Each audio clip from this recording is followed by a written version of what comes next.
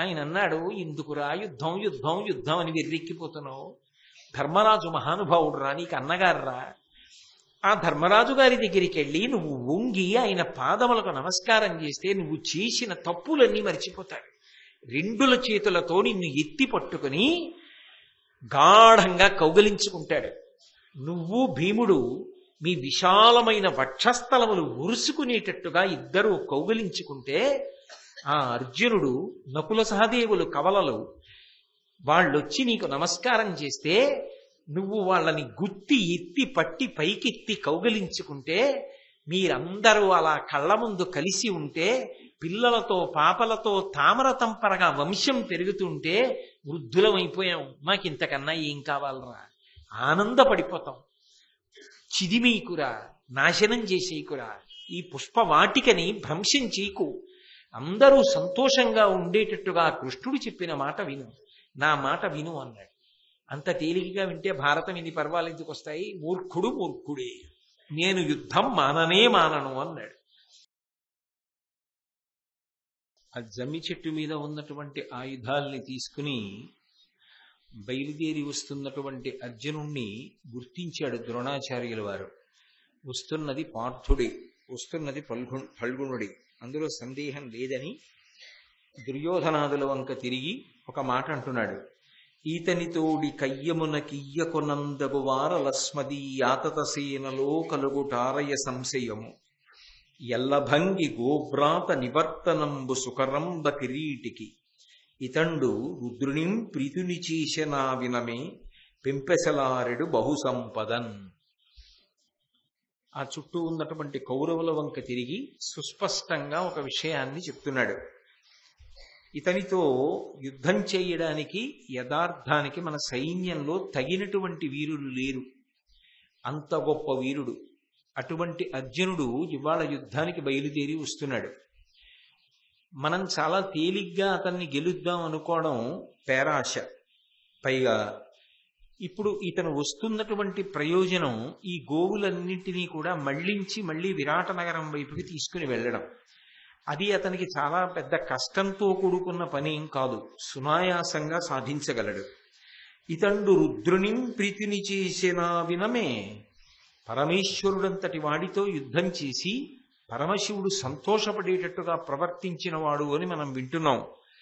అంత గొప్ప వాడితో యుద్ధం చెయ్యగలిగినటువంటి మనగాడు మన పక్షంలో ఎవరున్నారు కనుక పెంపసలారెడు బహుసంపదన్, ఆయన యొక్క పేరుకెక్కిన బాహుసంపద చేత, ప్రఖ్యాతమైనటువంటి ఆ బాహు పరాక్రమం చేత సునాయాసంగా ఈ అరివీరులందరినీ, శత్రువీరులందరినీ కూడా జయించగలిగినటువంటి సమర్థత కలిగినటువంటి వాడు.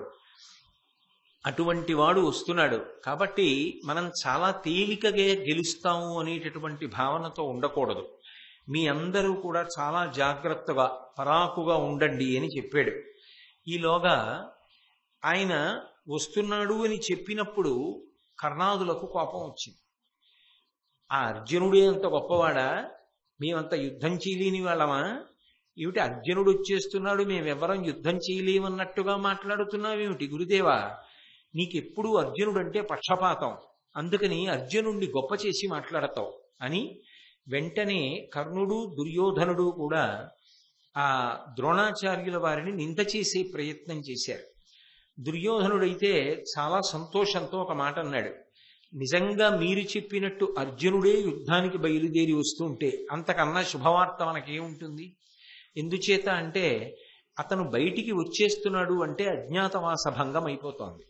అజ్ఞాతవాస భంగం అయిపోయింది అంటే వాళ్ళు మళ్ళీ అరణ్యవాసం చెయ్యాలి, అజ్ఞాతవాసం చెయ్యాలి. ఆ కారణం చేత రాజ్యం నాకు శాశ్వతంగా చిక్కినట్లు, ఇంతకన్నా సంతోషించడానికి ఏముంటుంది అన్నాడు. ఈలోగా ఆ బయలుదేరినటువంటి అర్జునుడు అగ్నిదేవుణ్ణి ప్రార్థన చేశాడు. కపిధ్వజం వచ్చింది. ఆ కపిధ్వజం చుట్టూ అనేకమైనటువంటి భూతగణములు ఆవహించి ఉన్నాయి. ఆయన ప్రార్థన చేస్తే చేతిలోకి దేవదత్తమనే శంఖం వచ్చింది. ఒక్కసారి ఆ గాంధీవాన్ని చేత పట్టుకుని శంఖాన్ని పూరించాడు. ఆయన ఆ శంఖాన్ని పూరించి అల్లెత్రాడు మ్రోగించేటప్పటికీ సప్త సముద్రములు కూడా తిరుగుడు పడ్డాయి. అందులోంచి వచ్చేటటువంటి శబ్దము అంత తేలికగా భరించడానికి యోగ్యమైన రీతిలో ఉండదు. 7 కులపర్వతాలు కూడా ఊగిపోయాయి. భూమి కదిలిపోయింది. దిక్కులన్నీ కూడా ప్రతిధ్వనించాయి. అమరావతి ఉలిక్కి పడింది. అమరావతి అంటే దేవతల యొక్క రాజధాని. దేవతలందరూ కూడా ఉలిక్కి పడ్డారు. పాతాళలోకం వరకు ఉన్నటువంటి సమస్త జీవరాశి కూడా తటాలును ఉద్విగ్నత పొందారు. ఏమింత భయంకరమైనటువంటి శబ్దం వచ్చిందని. అలాగే గ్రహాలు తారకలు అన్నీ కూడా కదిలిపోయి అపారమైనటువంటి తపశ్శక్తితో నిష్టలో ఉన్నటువంటి బ్రహ్మగారు చటుక్కును ఉలిక్కి పడ్డాడు, ఏమీ ధ్వని అని. అలాగే గుర్రాలు ఆ శబ్దాన్ని విని ముందుకి ప్రయాణం చెయ్యలేక ఎక్కడ ఉన్నవి అక్కడే స్పృహ తప్పి నేలపడిపోయి, ఆ సారథ్యం చేస్తున్నటువంటి అర్జునుడు ఆ శబ్దం విని తట్టుకోలేక కుప్పకూలిపోయాడు. అర్జునుడు పట్టుకున్నటువంటి గాంధీవం యొక్క అల్లెత్రాడుని టంకారం చేస్తే, ధ్వని చేస్తే అందులోంచి ఉత్పన్నమయ్యేటటువంటి శబ్దం అంత భయంకరంగా ఉంటుంది. ఆయన దేవదత్తాన్ని పూరిస్తే అమరావతి వరకు ఉలిక్కి పడింది అంటే, ఆ సైన్యమంతా చేష్టలుడిగిపోయింది అంటే ఎంత పౌరుష ప్రతాపములున్నవాడో, ఎంతటి తేజోమూర్తియో. ఆయన తన యథాస్వరూపంతో యుద్ధానికి వస్తే అసలు ఆ తేజస్సుని తట్టుకోవడం ఎంత కష్టంగా ఉంటుందో మనకు అర్థమవుతుంది. అటువంటి వాడు బయలుదేరి వచ్చేస్తున్నాడు. వస్తున్నప్పుడు ద్రోణాచార్యుల వారికి ఇక ఏ విధమైన సందేహం లేకుండా స్పష్టమైపోయింది, వస్తున్నవాడు నిస్సందేహంగా అర్జునుడే. అందుకని ఆయన వెంటనే తన చుట్టూ ఉన్న వీరులతో అన్నాడు, శ్రవణపుటంబులు వ్రయ్యంగదాకి సంక్షోభంబుగా వించె గుణముమ్రోత బ్రహ్మాండ భాండంబు పగిలించి భూత నిశ్చైతన్యమునరించె శంఖర్వము గగన భాగం బెల్ల క్రప్పి క్రాలుచు బెగడరించే ఉగ్రంపు పడగపరపు మిరిమిట్లుకొని చూట్కి పరివోవ వెలిగి పరిభ్రాంతి చేసి కిరీటకాంతి తెల్లమిది గాండివంబును దేవదత్తమును కపిధ్వజమును వాసవుని వరమున కన్న మకుటంబునగు వేర కొన్ని అయినా ఉజ్వలాద్భుత భంగులై ఉన్ని ఇట్లు. ఇక్కడ ఉన్నటువంటి సమస్త భూతకోటి యొక్క కర్ణభేరి బద్దలైపోయి ఏదీ వినపడనంతగా చెవులు చిల్లులు పడిపోయేటట్టుగా అంత గొప్ప శబ్దము ఉత్పన్నమైంది అంటే అది ఖచ్చితంగా అర్జునుడు గాంధీవాన్ని చేత పట్టుకున్నప్పుడు చేసినటువంటి అల్లెత్రాటి మ్రోత. అలాగే ఈ బ్రహ్మాండ భాండమంతా కూడా పగిలిపోయేటట్టుగా అంత శబ్దం వచ్చింది శంఖంలోంచి అంటే అది ఖచ్చితంగా అర్జునుడు పూరించినటువంటి దేవదత్తం. అలాగే ఆకాశమంతా కూడా పచ్చటి రంగుతో కప్పబడిపోయి అందులోంచేస్తున్నటువంటి కాంతులను చూడడానికి కన్నులకు శక్తి సరిపోవట్లేదు. అంత ప్రబలమైనటువంటి కాంతులు వస్తున్నాయి అంటే అది సామాన్యమైనటువంటి విషయం కాదు. అగ్నిదత్తమైనటువంటి కపిధ్వజము యొక్క కాంతులు. ఆ ధ్వజం మీద హనుమ ఆవహించి ఉంటారు. ఆ కపిధ్వజం యొక్క కాంతులు అలా వస్తున్నాయి. అలాగే మనందరి యొక్క కన్నులు కూడా మిరిమిట్లు కమ్ముతున్నాయి. ఎవరికీ కూడా అసలు కనిచూపు పనిచేయట్లేదు అంటే అంత గొప్ప కాంతితో వెలిగిపోతుంది అంటే అది దేవేంద్రుడి ప్రీతి చెంది ఇచ్చినటువంటి కిరీటం. అందుకే ఇవన్నీ కూడా అపారమైనటువంటి శబ్దానికి కాంతికి ప్రతీకలు. ఇవి తెల్లమిది గాండివంబును దేవదత్తమును కపిధ్వజమును వాసవుని వరమున కన్న మకుటంబునగు. ఇవి చూస్తే అర్థమైపోతోంది ఆయన పట్టుకున్న గాంధీవం, ఆయన పూరించినటువంటి దేవదత్తం, అది కపిధ్వజం, అది ఆయన పెట్టుకున్న కిరీటం. మీరొక్కటి బాగా గమనించండి, మనిషి చేష్టలుడిగిపోయాడు అంటారు. అంటే అన్ని ఆలోచనలు స్తంభీభూతమై తొందరగా స్ఫురణశక్తి పనిచేయదు.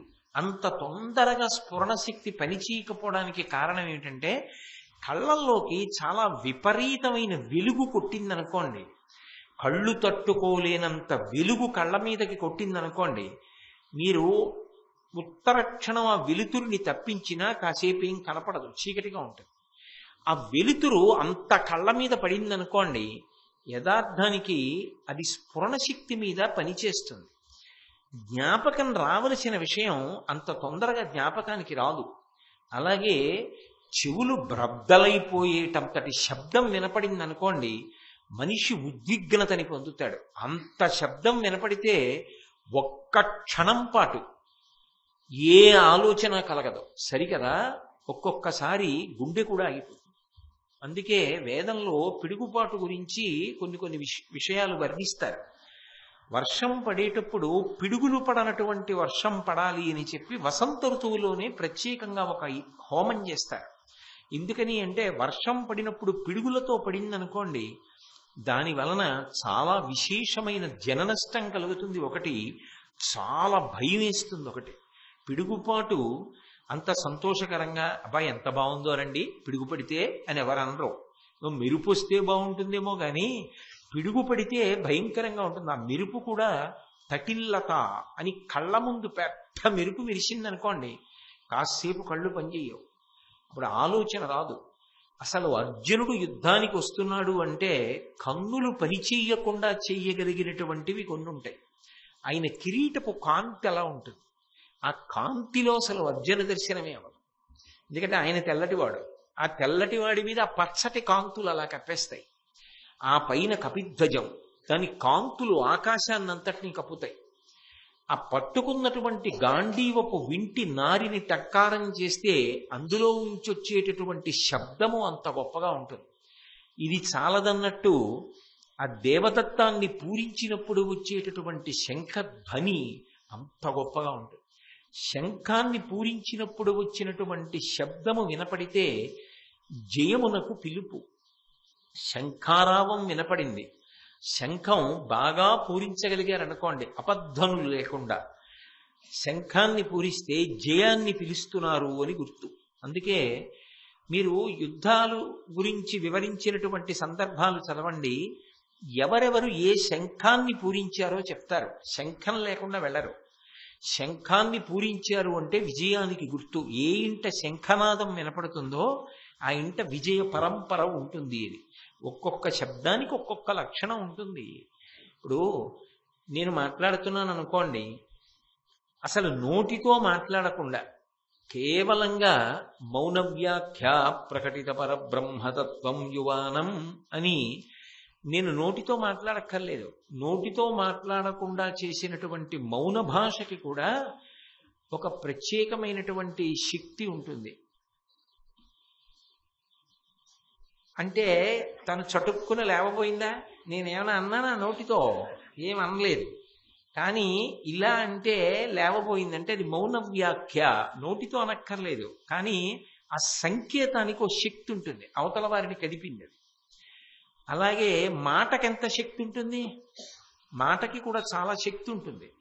అందులో విశేషం ఏమిటంటే ఇంత గొప్ప గొప్ప శబ్దముల చేత ఆయా రకములైనటువంటి ప్రతిస్పందనలు కలుగుతాయి. నేను ఇప్పుడు ఇలా అంటే ఓ ప్రతిస్పందన వచ్చిందా లేదా, ఇలా అంటే ఆగిపోతే ఆ సభలో ప్రతిస్పందన వచ్చిందా లేదా.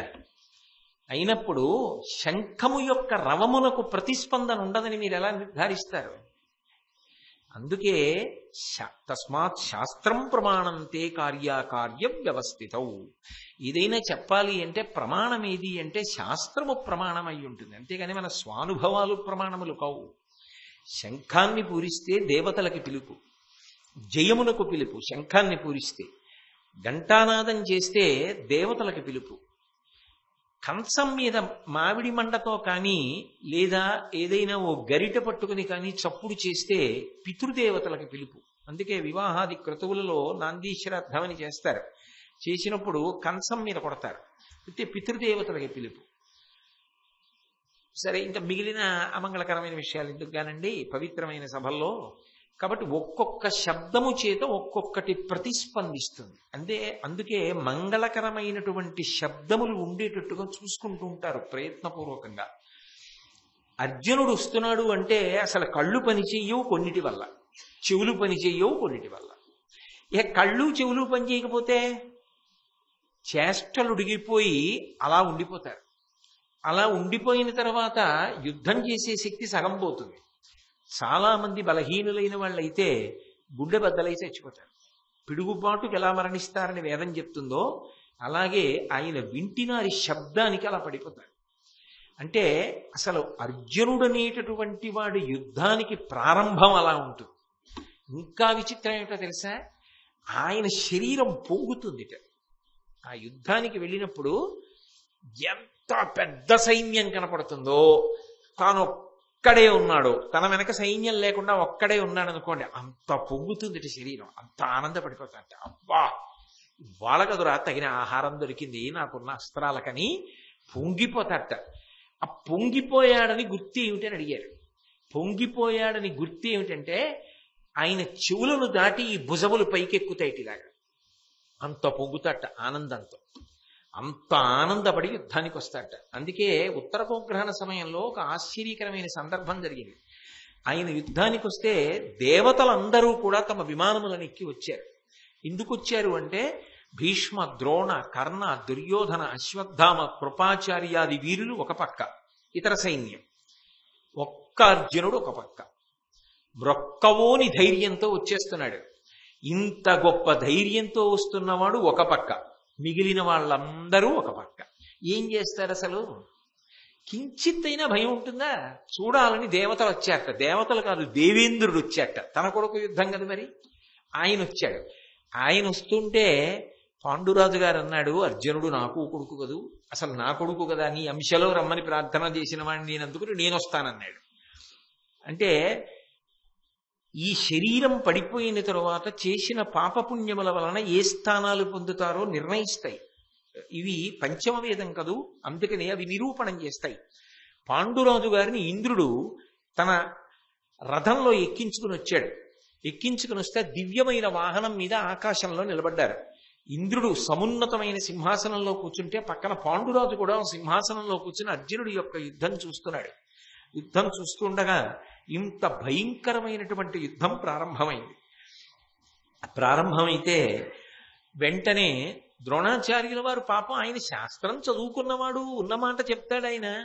ఇప్పుడు లోకంలో ఎలా ఉంటుందంటే ఉన్నమాట చెప్తే కొంతమందికి ఉలికి ఎక్కువ, అందరూ అంగీకరించగలుగుతారా, అందరూ జాగ్రత్త పడగలుగుతారా? అందుకని ఆయన ఉన్నమాట అన్నాడు.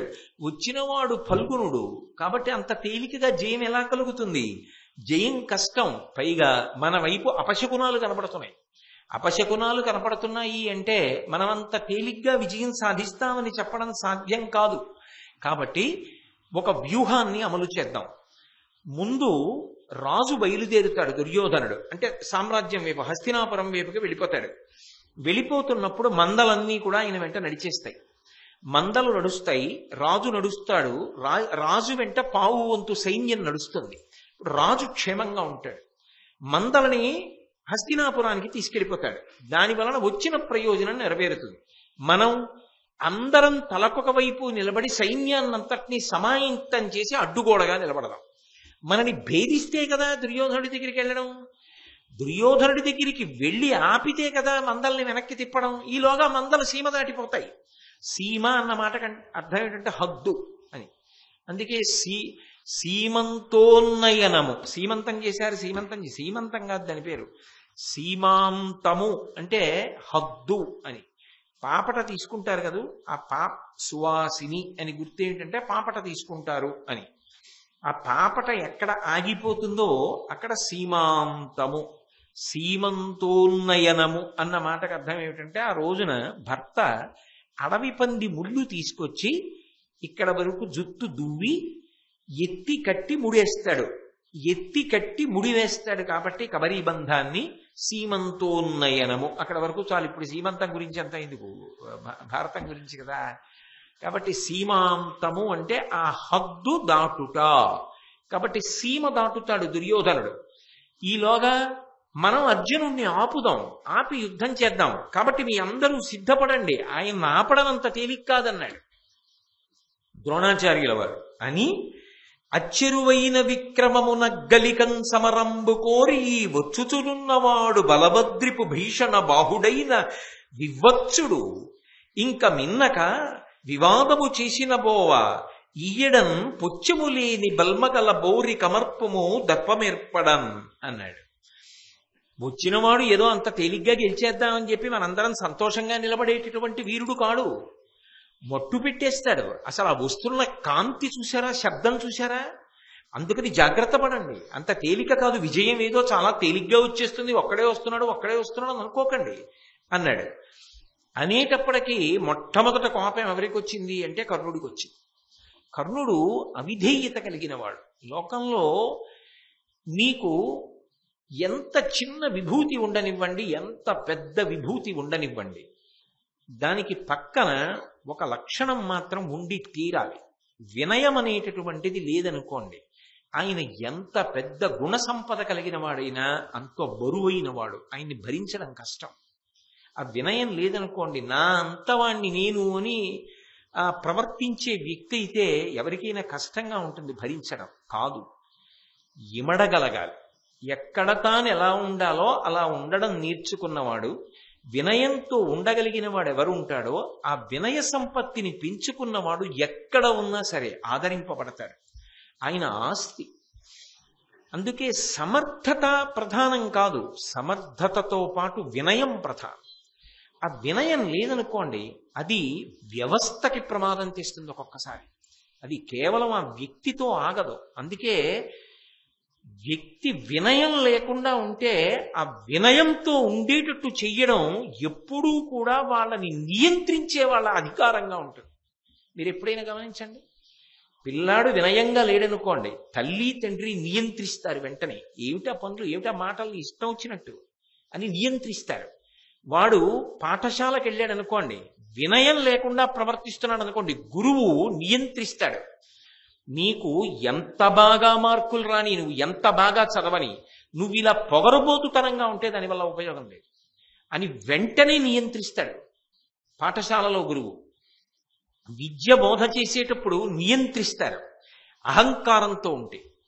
ఒక కార్యాలయానికి వెళ్ళారనుకోండి, వినయం లేకుండా ఉన్నారనుకోండి, అధికారి నియంత్రిస్తాడు. లేకపోతే వ్యవస్థ పాడైపోతుంది వాళ్ళ వల్ల. వాడి అతివాగుడు వల్ల, వాడు మాట్లాడకూడని మాటలు మాట్లాడడం వల్ల వ్యవస్థ అంతా దెబ్బతింటుంది. కాబట్టి ఎప్పుడూ నియంత్రిస్తూ ఉంటారు, చిక్కుతూ ఉండాలి, ఒరిపిడి పెడుతూ ఉండాలి. దేనికి అంటే నియంత్రణ. అది తనంత తాను నిగ్రహించుకుని నియంత్రించుకోగలిగిన శక్తి వచ్చిందనుకోండి, అప్పుడు ఆయన్ని ఎవరూ నియంత్రించక్కర్లా. ఆయన ఎక్కడైనా వినయంగానే బ్రతుకుతాడు. ఎంత ఎదిగినా అంత ఒదిగి ఉండగలడు. అది అర్జునుడి యొక్క లక్షణం. తద్విరుద్ధం కర్ణుడి యొక్క లక్షణం. ఎవరితో మాట్లాడుతున్నాం, ఎక్కడ మాట్లాడుతున్నాం, ఇలా మాట్లాడచ్చా, మాట్లాడకూడదా, ఇదేమీ ఆలోచించడు. ఎప్పుడో తప్ప సాధారణంగా కర్ణుడు వినయంతో ప్రవర్తించి మాట్లాడడం అనేటటువంటిది అంత తక్కువగా ఉంటుంది. అవిధేయత, గర్వము ఎక్కువగా ఉంటాయి. దానివల్లనే పలు ప్రమాదములు తీసుకొచ్చాడు. దుర్యోధనుణ్ణి రెచ్చగొట్టి తొడ చూపించి ద్రౌపదీదేవిని వచ్చి కూర్చొమ్మని సంజ్ఞ చేసేటట్టుగా బుద్ధి ప్రచోదనం చేసినటువంటి వాడు కర్ణుడే. కర్ణుడు అట్లా ప్రవర్తించబట్టి దుర్యోధనుడు తొడగొట్టాడు. తొడగొట్టినందుకు ఏమైంది? భీముడు ప్రతిజ్ఞ చేశాడు. ప్రతిజ్ఞ చేసినందుకు ఏమైంది? కురుక్షేత్ర యుద్ధ భూమి యందు తొడలు విరిగి నెత్తుటి పడుగులో పడిపోయాడు, పైన రాబందులు తిరుగుతుండగా. చాలా ప్రమాదం వస్తుంది. అందుకే వినయం అనేటటువంటిది మనిషి ప్రయత్నపూర్వకంగా అలవాటు చేసుకోవాలి. ఎంత ఎదిగినా ఒదిగి ఉండగలగడం, వినయంతో ప్రవర్తించడం అలవాటు కావాలి. అంటే దాని అర్థం కోపం ఉండకూడదా అండి అని అడక్కండి. ఉండాలి కోపం. ఎలా ఉండాలి అంటే యథోరగస్త్వజం జీర్ణాంసవై పురుషముచ్యతే అన్నారు వాల్మీకి మహర్షి. పాము ఒంటికి కుబుసం పడుతుంది. నిజానికి కుబుసం పట్టిన పాము చాలా అందంగా ఉంటుంది. సూర్యకిరణములు పడుతుంటే మెరిసిపోతుంటుంది కుబుసం. నువ్వెక్కడ చూశావు అంటారేమో. విశాఖపట్నం లాంటి చోట్లకి వెళ్ళినప్పుడు, జంతు ప్రదర్శనశాలకు వెళ్ళినప్పుడు, మనం గట్టు దగ్గర నిలబడి చెట్టు మీద పాము సహజంగా త్రాచుపాములు, నాగుపాములు పడుకునుండగా కనపడతాయి. చెట్టంతా కుబుసాలు వేలాడుతుంటాయి. ఆ కుబుసం పట్టిన పాములు ఉంటాయి. వాటి మీద సూర్యకిరణాలు పడుతుంటే మెరిసిపోతుంది. ఇది నా శరీరంలో పట్టిన కుబుసమే కదా, శరీరానికి రక్షణగా ఉన్న తొడుగు కదా అని పాము ఉంచుకోదు.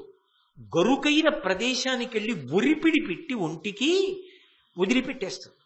లేకపోతే కొమ్మల చివర మొనతేరినటువంటి చోట దాన్ని గుచ్చి పాము ఎలా ఉంటుందో అలాగే ఉంటుంది, ఆ పొర వదిలిపెట్టేస్తుంది. ఆ కుబుసం కనపడింది అనుకోండి, ఇక్కడ పాము తిరుగుతోందని గుర్తు. కుబుసాన్ని వదులుతుంది పాము. అంతేగాని నాకు అందంగా ఉంది, నాకు పైన కవచంగా ఉందని ఉంచుకోదు. పాము తన కుబుసాన్ని తాను ఎలా వదిలిపెట్టేస్తుందో, తన కోపాన్ని తాను వదిలిపెట్టేయాలనుకున్నప్పుడు వదిలిపెట్టేయాలి. కానీ వ్యవస్థని గాడిలో పెట్టడానికి కోపం సాధనం. తండ్రి పూజ చేసుకుంటున్నాడు, ఎంత పండక్కొస్తే మాత్రం పిల్లలు, మనవలు, మనవరాళ్ళు అందరూ కలిపి పెద్ద అల్లరి చేస్తున్నారు అనుకోండి, ఆయన పూజ ఏం నడుస్తుంది? బయటికి వచ్చి ఒక్కసారి అంటాడు. అందరూ అయిపోయి, బాబాయ్ నాన్నగారు పూజ చేసుకుంటున్నారు, మనం మర్చిపోయాం, ఆయన బయటకు వచ్చేసిన తర్వాత మాట్లాడుకుందామని అందరూ ఏదో ఎవడ గొడవలో వాడు ఉంటాడు. అంటే ఆయన కోపం వచ్చిందా? రాలేదు. తెచ్చి పెట్టుకుని ఒక్కసారి అన్నాడు. అన్నవాడు వాళ్ళందరూ ఊరుకోగానే పూజామందిరంలోకి వెళ్ళి ఆచమనం చేసి మళ్ళీ ప్రశాంతంగా పూజ చేసుకున్నాడు. అంటే సాధనంగా వాడుకున్నాడు. కోపం ఒక సాధనంగా ఉండాలి. అంతేకాని కోపానికి తాను వశపడిపోతే నోటి మాట భ్రంశమైపోతుంది, రాకూడని మాటలు వచ్చేస్తాయి నోటి వెంట. అదుపులో ఉన్నంత కాలం కోపం వల్ల వచ్చే ఇబ్బంది లేదు. దాని వలన మీరు వ్యవస్థని నియంత్రించవలసిన అవసరం ఉంటుంది. అందుకే కోపం సాధనంగా పెట్టుకోవడాన్ని శాస్త్రం అంగీకరిస్తుంది. దానివల్ల దోషమేం లేదు. నిజానికి రాముడికి ఉన్న అద్భుతమైనటువంటి లక్షణాల్లో అదొకటి. కోన్వస్మిన్ సాంప్రదంలోకే గుణవాన్ కశ్చ వీర్యవాన్ ధర్మజ్ఞశ్చ కృతజ్ఞశ్చ సత్యవాక్యో దృఢవ్రతః చారిత్రీడిచకో యుక్తః సర్వభూతీషు కోహితః విద్వాన్ కః కస్సమర్థశ్చ కశ్చైక ప్రియదర్శనః ఆత్మవాన్ కో జితక్రోధో ద్యుతిమాన్ కో ననసూయకః కస్య బిభ్యతి దేవాశ్చ జాతరోషస్య సంయుగే అంటారు వాల్మీకి మహర్షి. జాతరోషస్య సంయుగే. నిజంగా కోపం రాదు, కోపం తెచ్చిపెట్టుకున్నట్టు మాట్లాడుతాడు. కంఠం వ్యగ్రతతో ఉన్నట్టుంటుంది. భయపడి మిగిలిన వాళ్ళందరూ జాగ్రత్తగా ఉంటారు. దేవతలంతటి వాళ్ళు రాముడికి కోపం వస్తే భయపడతారు. కోపం నిజంగా వస్తుందా? తెచ్చిపెట్టుకున్నట్టు నిలబడతాడు. వ్యవస్థ చక్కబడిపోయిన తర్వాత తాను మామూలుగా ఉంటాడు. అంటే కావాలంటే పట్టుకుంటాడు, వదిలేద్దామంటే వదిలేస్తాడు. పట్టు విడుపు రావాలంటారు. అందుకే పట్టుకుని విడిచిపెట్టడం రాకపోయినా, విడిచిపెట్టడం దాన్ని పట్టుకోవడం రాకపోయినా వాడు వృద్ధిలోకి రాలేదు. పట్టు విడుపు రెండు వస్తేనే గొప్ప. కాయ అయినా అంతే కదండి. ఎంతకాలం కొమ్మని పట్టుకోవాలో అంతకాలం పట్టుకోవాలి. పండిపోయిన తర్వాత కూడా పట్టుకుంటానంటే పండు ఎందుకు అయింది? పండిపోయిందంటే వదిలేయాలి. ఆయన జీవితంలో పండిపోయాడండి. శరీర భ్రాంతి వదిలిపెట్టి దాన్ని వదిలిపెట్టడానికి సిద్ధపడాలి. దాన్ని వదిలిపెట్టే ముందు అంత సంతోషంగా వదిలేయాలి. చెట్టు నుంచి పండు వదిలినట్టు. అందుకే ఊర్వారుకమివ బంధనాన్ మృత్యోర్ముక్షీయమామృతాత్ అంటుంది. దోస పండు ముచికని వదిలినట్టు అని మృత్యుంజయ మహామంత్రం. కాబట్టి కోపాన్ని తెచ్చిపెట్టుకోవడం వేరు, కోపానికి వశపడిపోవడం వేరు. దుర్యోధనుడికి కర్ణుడికి ఉన్న దోషం ఏమిటంటే సమయం సందర్భం చూడరు, కోపమునకు వశపడతారు. అది ఒక్కొక్కసారి ఎంతంత ప్రమాదాలు తీసుకొస్తాయో తెలుసా? మొత్తం వ్యవస్థ ప్రశ్నార్థకమవుతుంది. ఆ వినయం లేకుండా ప్రవర్తించడం అన్నది. మాట్లాడిన వాడు ఎవరు? ద్రోణుడు మాట్లాడాడు. ఆయన ఎవరు? గురువు. ఆయన దగ్గర విద్య నేర్చుకున్నారు. అక్కడ భీష్మాచార్యుల వారు ఉన్నారు. నేను ఇలా మాట్లాడచ్చా మాట్లాడకూడదా అనేటటువంటి లక్షణం వాళ్ళల్లో ఉండదు. దుర్యోధనుడు వెంటనే అన్నాడు, ఇంత సైన్యం ఉందా మన వెనకాతల? అర్జునుడు వచ్చేస్తున్నాడా? ఏవో కాంతులు వచ్చేస్తున్నాయా? ఏవో శబ్దాలు వచ్చేసాయా? అందుకని మన అందరినీ పడగొట్టేస్తాడా? ఆవులు పట్టుకెళ్ళిపోతాడా? అంత తేలిక? పైగా ఏవో శకునాలు కనపడ్డాయా? అందుకని మనం ఓడిపోతామా? ఇదా నువ్వు మాట్లాడవలసింది ద్రోణాచార్య? నువ్వు అర్జునుడికి భట్రాజుగా పనికొస్తావు. యుద్ధరంగంలో వ్యూహరచన చేయడానికి పనికిరావు. ఎవరిని మాట్లాడుతున్నాడు? గురువుని ఉద్దేశించి దుర్యోధనుడు మాట్లాడుతున్న మాట. కాబట్టి నువ్వు అర్జునుడికి భట్రాజుగా ఉండడానికి పనికొస్తావు. అన్నిటినీ మించి భోజనం చేయమంటే చక్కగా చేస్తావు. రెండు, ఆయుధ విద్య ఎవరికైనా నేర్పమంటే పెద్ద విలుకాడిలా ధనస్సు పట్టుకుంటావు. ఆయన పెట్టిన భిక్ష కాదు వీళ్ళందరికీ. అంటే ఏం మాట్లాడుతున్నాం, ఎవరితో మాట్లాడుతున్నాం, ఇలా మాట్లాడచ్చా, ఇది ఎంత కట్టి కుడిపేస్తుంది. ఆ నిగ్రహం లేదు, లేకుండా నోరు అదుపు తప్పిపోతోంది. ఇది ఎంత ప్రమాదకరమో చెప్పకుండా చెప్తుంది పంచమవేదం కాబట్టి భారతం. నీతి చర్చలు జరిగితే తగుదునమ్మా అని ముందుకొస్తావు. చక్కగా వచ్చి నీతి చెప్తుంటావు. అంటే పాపం ఆయన ఇంతకు ముందు చెప్తూ ఉండేవాడు కదా, ఎందుకురా మీకు దెబ్బలాట్లని, నీతి చర్చలు చెప్పమంటే బాగా చెప్తావు అని ఆయన గురించి చాలా తక్కువ చేసి మాట్లాడాడు.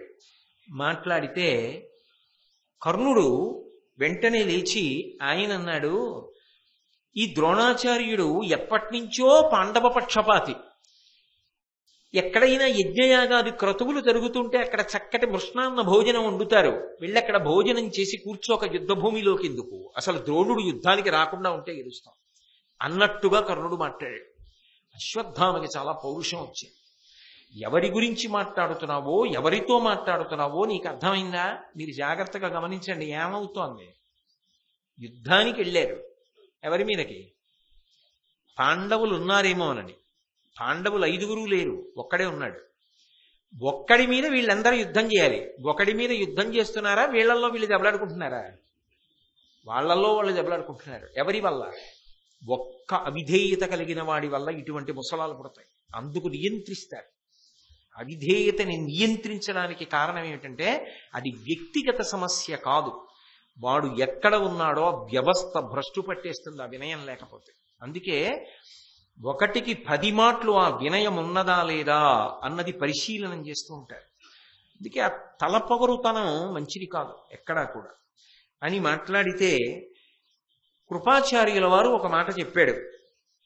ఏమి ద్రోణాచార్యుల వారు చెప్పిన మాటలో తప్పేమిటి? కర్ణుడా, ద్రోణుడు చెప్పిన మాటని తప్పు పట్టుకుని ద్రోణుడు తక్కువ అన్నట్లుగా నువ్వు మాట్లాడుతున్నావు కదా.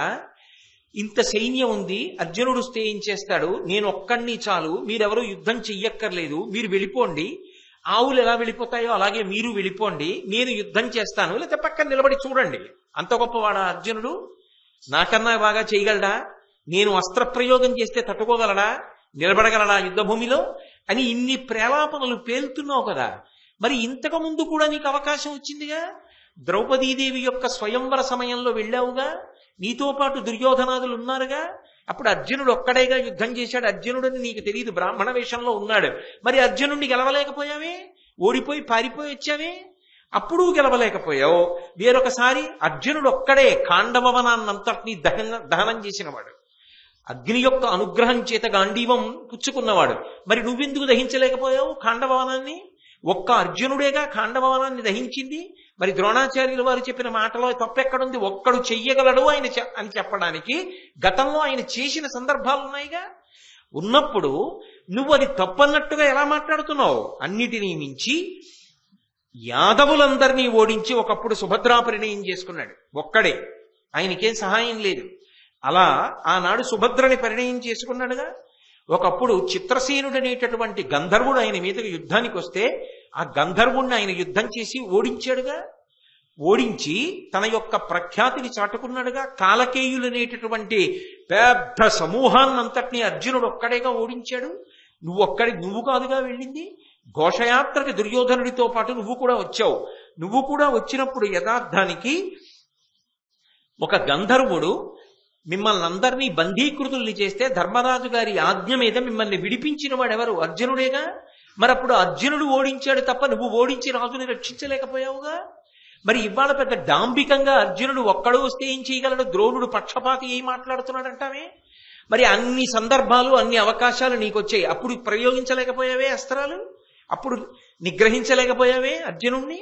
ఇప్పుడు మాత్రం ద్రోణాచార్యుడు చెప్తే తప్పన్నట్టు మాట్లాడతావే. ఆయన చెప్పిన దాంట్లో దోషం ఎక్కడుంది? సైన్యం సిద్ధంగా ఉండాలని చెప్పడం తప్ప ఏమి నీ నోటికొచ్చినట్టు మాట్లాడుతున్నావు? వదరి మాట్లాడకూడదు. నువ్వు ఎప్పుడు మాట్లాడినా డంబంగానే మాట్లాడతావు. ఇటువంటి డంబపు పలుకులు మంచివి కావు. ఆవుల మంద వెంట మేము వెళ్ళిపోతే నువ్వు యుద్ధం చేస్తావా? అంత చేతకాని వాళ్ళమా అని కృపాచార్యుడు ప్రశ్న చేశాడు. ఇప్పుడు ఏమైపోయింది అంటే యుద్ధ భూమిలో ద్రోణుడు, అశ్వత్థామ, కృపాచార్యుడు ఒక పక్కకి వెళ్ళిపోయారు. భీష్ముడు తటస్థుడైపోయాడు. దుర్యోధనుడు, కర్ణుడు ఒక పక్కకి అయిపోయారు. ఇప్పుడు ఏమైంది? యుద్ధానికి వెళ్ళిన వాళ్ళు ఇంతమంది మహావీరులు వాళ్ళు దెబ్బలాడుకునే స్థితి వచ్చింది. ఎవరి మీద? గురువు గారి మీద, గురుపుత్రుడి మీద, అంతకుముందు పాఠాలు నేర్పిన విదురుడి మీద. ఇది వాళ్ళ ప్రయోజకత్వం. అంటే వినయం అన్నది లేకుండా, సమయం సందర్భం లేకుండా ఎప్పుడు తన గొప్ప తప్ప ఇంకొక విషయం అక్కర్లేని వాడితో ప్రమాదం. తాను ఒక్కడూ తన ఒక్కడి గురించి ఆలోచించడం కాదు, తన తల్లిదండ్రుల గౌరవం గురించి ఆలోచించాలి. ఒకప్పుడు తన కుటుంబ గౌరవం ఆలోచించాలి. తన గురువు గురించి ఆలోచించాలి, తను ఉన్న సందు గురించి ఆలోచించాలి, తను ఉన్న ఊరు గురించి ఆలోచించాలి, తాను పనిచేసే సంస్థ గురించి ఆలోచించాలి, తను ఉన్న రాష్ట్రం గురించి ఆలోచించాలి, తాను ఉన్న దేశం గురించి ఆలోచించాలి, ప్రపంచం గురించి ఆలోచించాలి, సమస్త భూతకోటి గురించి ఆలోచించాలి. అసలు ఆ ఆలోచన పరిధి పెరగకుండా ఎప్పుడూ సంకుచితంగా ఉండిపోయిన వాడు ఏ ప్రయోజనాన్ని జీవితంలో సాధిస్తాడు? సాధించలేడు. తాను పెరగడం అంటే తన మనసు విశాలం కావడం. అసలు అది రానినాడు మనిషి జన్మకి ప్రయోజనం ఏముంటుందండి? దాని వలన ప్రయోజనం ఏమి ఉండదు. అది ఆ పెరుగుదల లోపలి పెరుగుదలగా రావాలి. అది వచ్చిన వాడే ఎప్పుడైనా ఏదైనా సాధించగలడు. అందుకే మహానుభావుడు భీష్ముడు జోక్యం చేసుకున్నాడు. జోక్యం చేసుకుని ద్రోణాచార్యుల వారు మాట్లాడిన మాటలు ఉత్తమోత్తమములు. కర్ణుడు కూడా తన ప్రజ్ఞకి తగినట్టు మాట్లాడాడు. ముందు ఒక మాట అనకపోతే వినరు, గొడవలు పడతారు. కర్ణుడు కూడా తన ప్రజ్ఞకి తగినట్టు మాట్లాడాడు. గురుపుత్రుడైన అశ్వత్థామ కృపాచార్యుల వారు మాట్లాడిన మాటలు కూడా సత్యములు. కానీ నేను ఒక్క మాట చెప్తాను. కర్ణుడా సమయా సందర్భములు తెలియకుండా, పెద్దలను ఉద్దేశించి మాట్లాడేటప్పుడు ఎలా మాట్లాడాలో తెలియకుండా, నాలుక మీద అదుపు లేకుండా మాట్లాడుతుంటావు. ఇలా నువ్వు మాట్లాడిన మాటలు పరమ ప్రమాదములను తీసుకొస్తాయి. సమాజంలో అత్యంత గౌరవనీయులైన వ్యక్తులు ఉంటారు. ఎప్పుడూ కూడా వాళ్లతో మాట్లాడేటప్పుడు గౌరవంగా మాట్లాడడం చేత కావాలి. నీకది చేత కాలేదు. ద్రోణుడితో నువ్వు మాట్లాడవలసిన తీరదా? కృపాచార్యుల వారితో నువ్వు మాట్లాడవలసిన తీరదా? వాళ్లే అలిగి పక్కకి వెళ్ళిపోతే నువ్వు యుద్ధంలో గెలుస్తాననుకుంటున్నావా? ఏమిటి నీ దుద్దుడుకుతనం అని వెంటనే అది పెద్దరికం. అంటే ఆయన కర్మ ఆయనకు అవసరమా? ద్రోణుడి వంక తిరిగి చేతులు రాసి, అంటే సుహృద్భావంతో చేతులు పట్టుకుని అశ్వత్థామని, కృపాచార్యుణ్ణి, ద్రోణుణ్ణి చేతులు పట్టుకుని, వీళ్ళందరి పనుపున నన్ను క్షమించండి. మీరు వేదం చదువుకున్నవారు, వేదాంగములు చదువుకున్నవారు, ధనుర్వేదమునందు ప్రసిద్ధులు. ఒక పక్కన అరివీర భయంకరుడైన అర్జునుడు వచ్చేస్తున్నాడు. ఇప్పుడు మనలో మనకి కలహమా? మనలో మనం ఇలా నిందించుకోవడమా? అసలు ప్రయోజనం పక్కన పెట్టడమా? వీళ్ళన్న మాటలకి నేను క్షమాపణ చెప్తున్నాను. నా క్షమాపణ ఆమోదించి మనందరం కలిసి యుద్ధం చేద్దాం. దయచేసి మీ మనసులో కలిగిన ఖేదాన్ని పక్కన పెట్టండి. అది పెద్దరికం అంటే. ఎక్కడి భీష్ముడండి, ఎక్కడి మహానుభావుడు, ఆ వంశంలో ఎంత పెద్దవాడు, ఆయన క్షమాపణ చెప్పుకున్నాడు. ఎందుకు వాళ్ళు ఇంకా అక్కడ ఉండి ఏమిటి ప్రయోజనం? తానెక్కడున్నాడో అక్కడ ఆ ఇంటి పెద్ద, ఆ ఊరి పెద్ద, ఆ సందు పెద్ద, సంస్థ పెద్ద క్షమాపణ చెప్పుకునే పరిస్థితి వచ్చిందనుకోండి, తల ఉంచుకోవలసిన పరిస్థితి వచ్చిందనుకోండి, తాను ఉండి ఏం ప్రయోజనం? తాను ఏదో పెద్ద పొరపాటు చేసేసిన వాడు అయిపోట్లా. అది కర్తవ్యత, నిష్ఠ అన్న మాటకి అర్థం. నా వలన నా పైన ఉన్న వాళ్ళు క్షమాపణ చెప్పవలసిన పరిస్థితి రాకూడదు. కాబట్టి నేను ఆ కోణంలో జాగ్రత్తగా ఉంటాను. అంత జాగ్రత్తగా ఉన్నా ఓ పొరపాటు జరిగింది, దోషం కాదు. కానీ నీ వైపు నుంచి జాగ్రత్త ఉందా? అది ఉన్నంత కాలం వృద్ధిలోకి వస్తాడు. ఆయన ఎక్కడ ఉన్నా ఆస్తి. అది లేదనుకోండి, వాడు ఎక్కడ ఉన్నా ప్రమాదమే. ఎప్పుడు ఏదైనా చేస్తాడు, చాలా ప్రమాదం వస్తుంది. అసలు నిజంగా పర్సనాలిటీ డెవలప్మెంట్ అంటే అంతే. అది కానప్పుడు ఇంకేమవుతుంది పర్సనాలిటీ డెవలప్మెంట్? వ్యక్తిత్వ వికసనము అన్న మాటకు అర్థం అది. అలా అర్థం చేసుకుని అలా మనిషి ఎదగగలగాలి, అలా ఒదగగలగాలి, అలా ఆలోచించగలగాలి. అంత పెద్దవాడు భీష్ముడు క్షమాపణ చెప్పి వ్యవస్థ ప్రయోజనాన్ని సాధించాడు. ఇప్పుడు అర్థమైంది దుర్యోధనుడికి కర్ణుడికి ఎంత తప్పు చేసేశారో. భీష్ముడు క్షమాపణ చెప్పాడు కదా, ఇప్పుడు కర్ణుడితో కలిసి వచ్చి ద్రోణాచార్యుల వారికి క్షమాపణ చెప్పారు. పొరపాటైపోయింది, చటుక్కున ఏదో మాట్లాడేశాం, గురువుగారు మనసులో పెట్టుకోకండి, పెద్దవారు దయచేసి మమ్మల్ని నియంత్రించండి, మీరు ఎలా వ్యూహరచన చేస్తే అలా యుద్ధం చేద్దాం అని మళ్ళీ ద్రోణాచార్యుడితో మాట్లాడారు.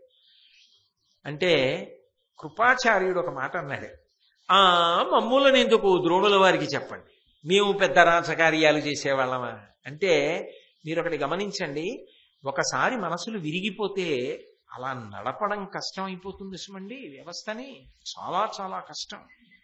అడుగు మహానుభావుడు ఎంత గొప్ప మాట అన్నాడో కానీ ఈ ఘట్టాలకి సారాంశంగా ఓ మాట అన్నాడు. ఎడ్విన్ బి ఫిలిపో అని personal management, principles of personal management అని ఒక పుస్తకం రాశాడు.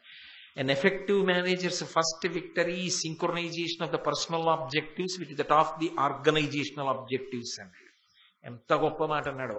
భీష్ముడి యొక్క నిర్వాహకత్వంలో ఆ ప్రయోజకత్వం కనపడుతుంటుంది. కాబట్టి అలా సాధించి యుద్ధానికి అందరినీ కూడా మళ్ళీ ఉన్ముఖుల్ని చేశాడు. ఇప్పుడు ద్రోణాచార్యుల వారి పెద్దరికం ఉంటుంది కదా, ఆయన వెంటనే ఒక మాట అన్నాడు. ఆయన అన్నాడు, అలుక భీష్మని పలుకుల అప్పుడు పోయి నీది కార్యంబు నడపుడు మీరు ఇంకా మోహసాహసముల గురుముఖ్యు దశకు కీడు రాకుండా తగ పరికింపవలయు. అది పెద్దరికాలంటే. అలా ఉంటాయి పెద్ద మనుషుల జీవితాలంటే. అంటకాగిపోయి ఏదో ఒకటి జరిగిందని ఇంకదే పట్టుకు జీవితం అంతా ఏడవరు. ఒక తప్పు, దానికి ఏదో ఓ సందర్భం కోప్పడ్డారు, అయిపోయిందంతే, వదిలిపెట్టేస్తారు. కొంతమందితో ఎలా ఉంటుందో తెలుసా, ఎంత గొప్పవాడు కానివ్వండి, ఏదో ఒక పొరపాటు చేశాడు అంతే, ఆయన వ్యక్తిత్వాన్ని భ్రష్టు పట్టించేసి ఇంక అదే పట్టుకోవడం. తప్పు చెయ్యకుండా ఉండరు. తప్పు జరిగితే ఆ తప్పు వరకే చూడంతే. ఆ తప్పును అడ్డుపెట్టి ఒప్పులన్నిటినీ కప్పేయకూడదు. చాలా ఒప్పులు చేసినవాడు తప్పు చేసినవాడు కూడా అయి ఉండొచ్చు. అప్పుడు ఆ తప్పుని తప్పు వరకే చెప్పి తప్పు దిద్దే ప్రయత్నమే చెయ్యాలంతే. అది మనసులో పెట్టుకుని వ్యవస్థని పాడు చేసేయకూడదు. బిర్ర బిగిసిపోయి ఏది నువ్వు ఏమైపో నా కాళ్ళ మీద పడిపో నేను ఇంక రానయ్యా అనకూడదు. మనసులు పాడైపోతాయి. అది సందర్భం కాదు. ఎంత గొప్పగా మాట్లాడాడండి ద్రోణుడు. అందుకొచ్చింది భారతం మనం ఎలా బ్రతకాలో నేర్పుతుంది. ఆయన అన్నాడు, అలుక భీష్మని పలుకుల అప్పుడు పోయి. భీష్ముడంతటి వాడు ఆ మాట ఎప్పుడన్నాడో అప్పుడే పోయిందంతే. అలక అక్కడతో పోయింది. ఇంకా దాని ప్రసక్తి తాకండి, మర్చిపోండి అంతే. కాబట్టి ఏం చేయాలి, మీది కార్యంబు నడుపుడు మీరు. ఇప్పుడు జరగవలసిన పని ఏమిటో అది చూడండి. ఇంకా మోహసాహసముల గురుముఖ్య దశకు కీడు రాకుండా తగ పరికింపవలయో. వస్తున్నవాడు సామాన్యుడు కాడు. ఆయన చేసేటటువంటి సాహసం వల్ల రాజు దుర్యోధనుడికి ఏ ప్రమాదం రాకుండా కాపాడుకోవాలి. అందుకని వెంటనే వ్యూహరచన చేద్దాం. దుర్యోధనుడికి కొంత సైన్యాన్ని ఇచ్చి ఆవులని మళ్లించుకుని ముందు రాజధాని వైపుకి వెళ్ళిపోతాడు. మనం అర్జునుడిని నియంత్రించి అర్జునుడితో యుద్ధం చేద్దాం అంటే వెంటనే ఎవడి బుద్ధి ఎలా పోతుందండి? ఎవడి బుద్ధి వలన వాడి శీల వైభవం బయటకు వస్తుంది. అయినా దుర్యోధనుడు మామూలుగా ఉంటాడు అనుకుంటున్నారా? వెంటనే అన్నాడు, అసలు యుద్ధం ఎందుకు? అజ్ఞాతవాస భంగం అయిపోయిందిగా, బయటకు వచ్చేసాడుగా అర్జునుడు. అజ్ఞాతవాస భంగం అయిపోయాక ఇక మళ్ళీ అజ్ఞాతవాసం అరణ్యవాసానికి వెళ్ళిపోవాలిగా, ఇంకా మళ్ళీ యుద్ధం ఎందుకు? అసలు మనం గెలిచేసినట్లే అన్నాడు. పెద్దరికమే. భీష్మాచార్యుల వారు అన్నారు, వాళ్ళ అజ్ఞాతవాస అరణ్యవాసాల కాలం పూర్తయిపోయింది. ఎలా పూర్తయిందన్నాడు. నువ్వు మామూలు కాలాన్ని లెక్కలో పెట్టుకున్నావు, కానీ కాలమును గణన చేసేటటువంటి విధానము శాస్త్రీయమై ఉంటుంది. సహస్ర చంద్ర దర్శనోత్సవము అన్నాను అనుకోండి, దాన్ని లెక్క పెట్టేటప్పుడు ఏం చేస్తారంటే అధిక మాసాలతో కూడుకున్నటువంటి చంద్రదర్శనాల్ని కూడా లెక్కలోకి తీసుకోమని చెప్పి ఆగమం చెప్తోంది. అది కాల గణన చేసే వాళ్ళకి తెలుస్తాయి. ఆ ఆగమం చదివిన వాడికి ఎన్నో ఏటకి సహస్ర చంద్ర దర్శనోత్సవం వస్తుందో చెప్తారు.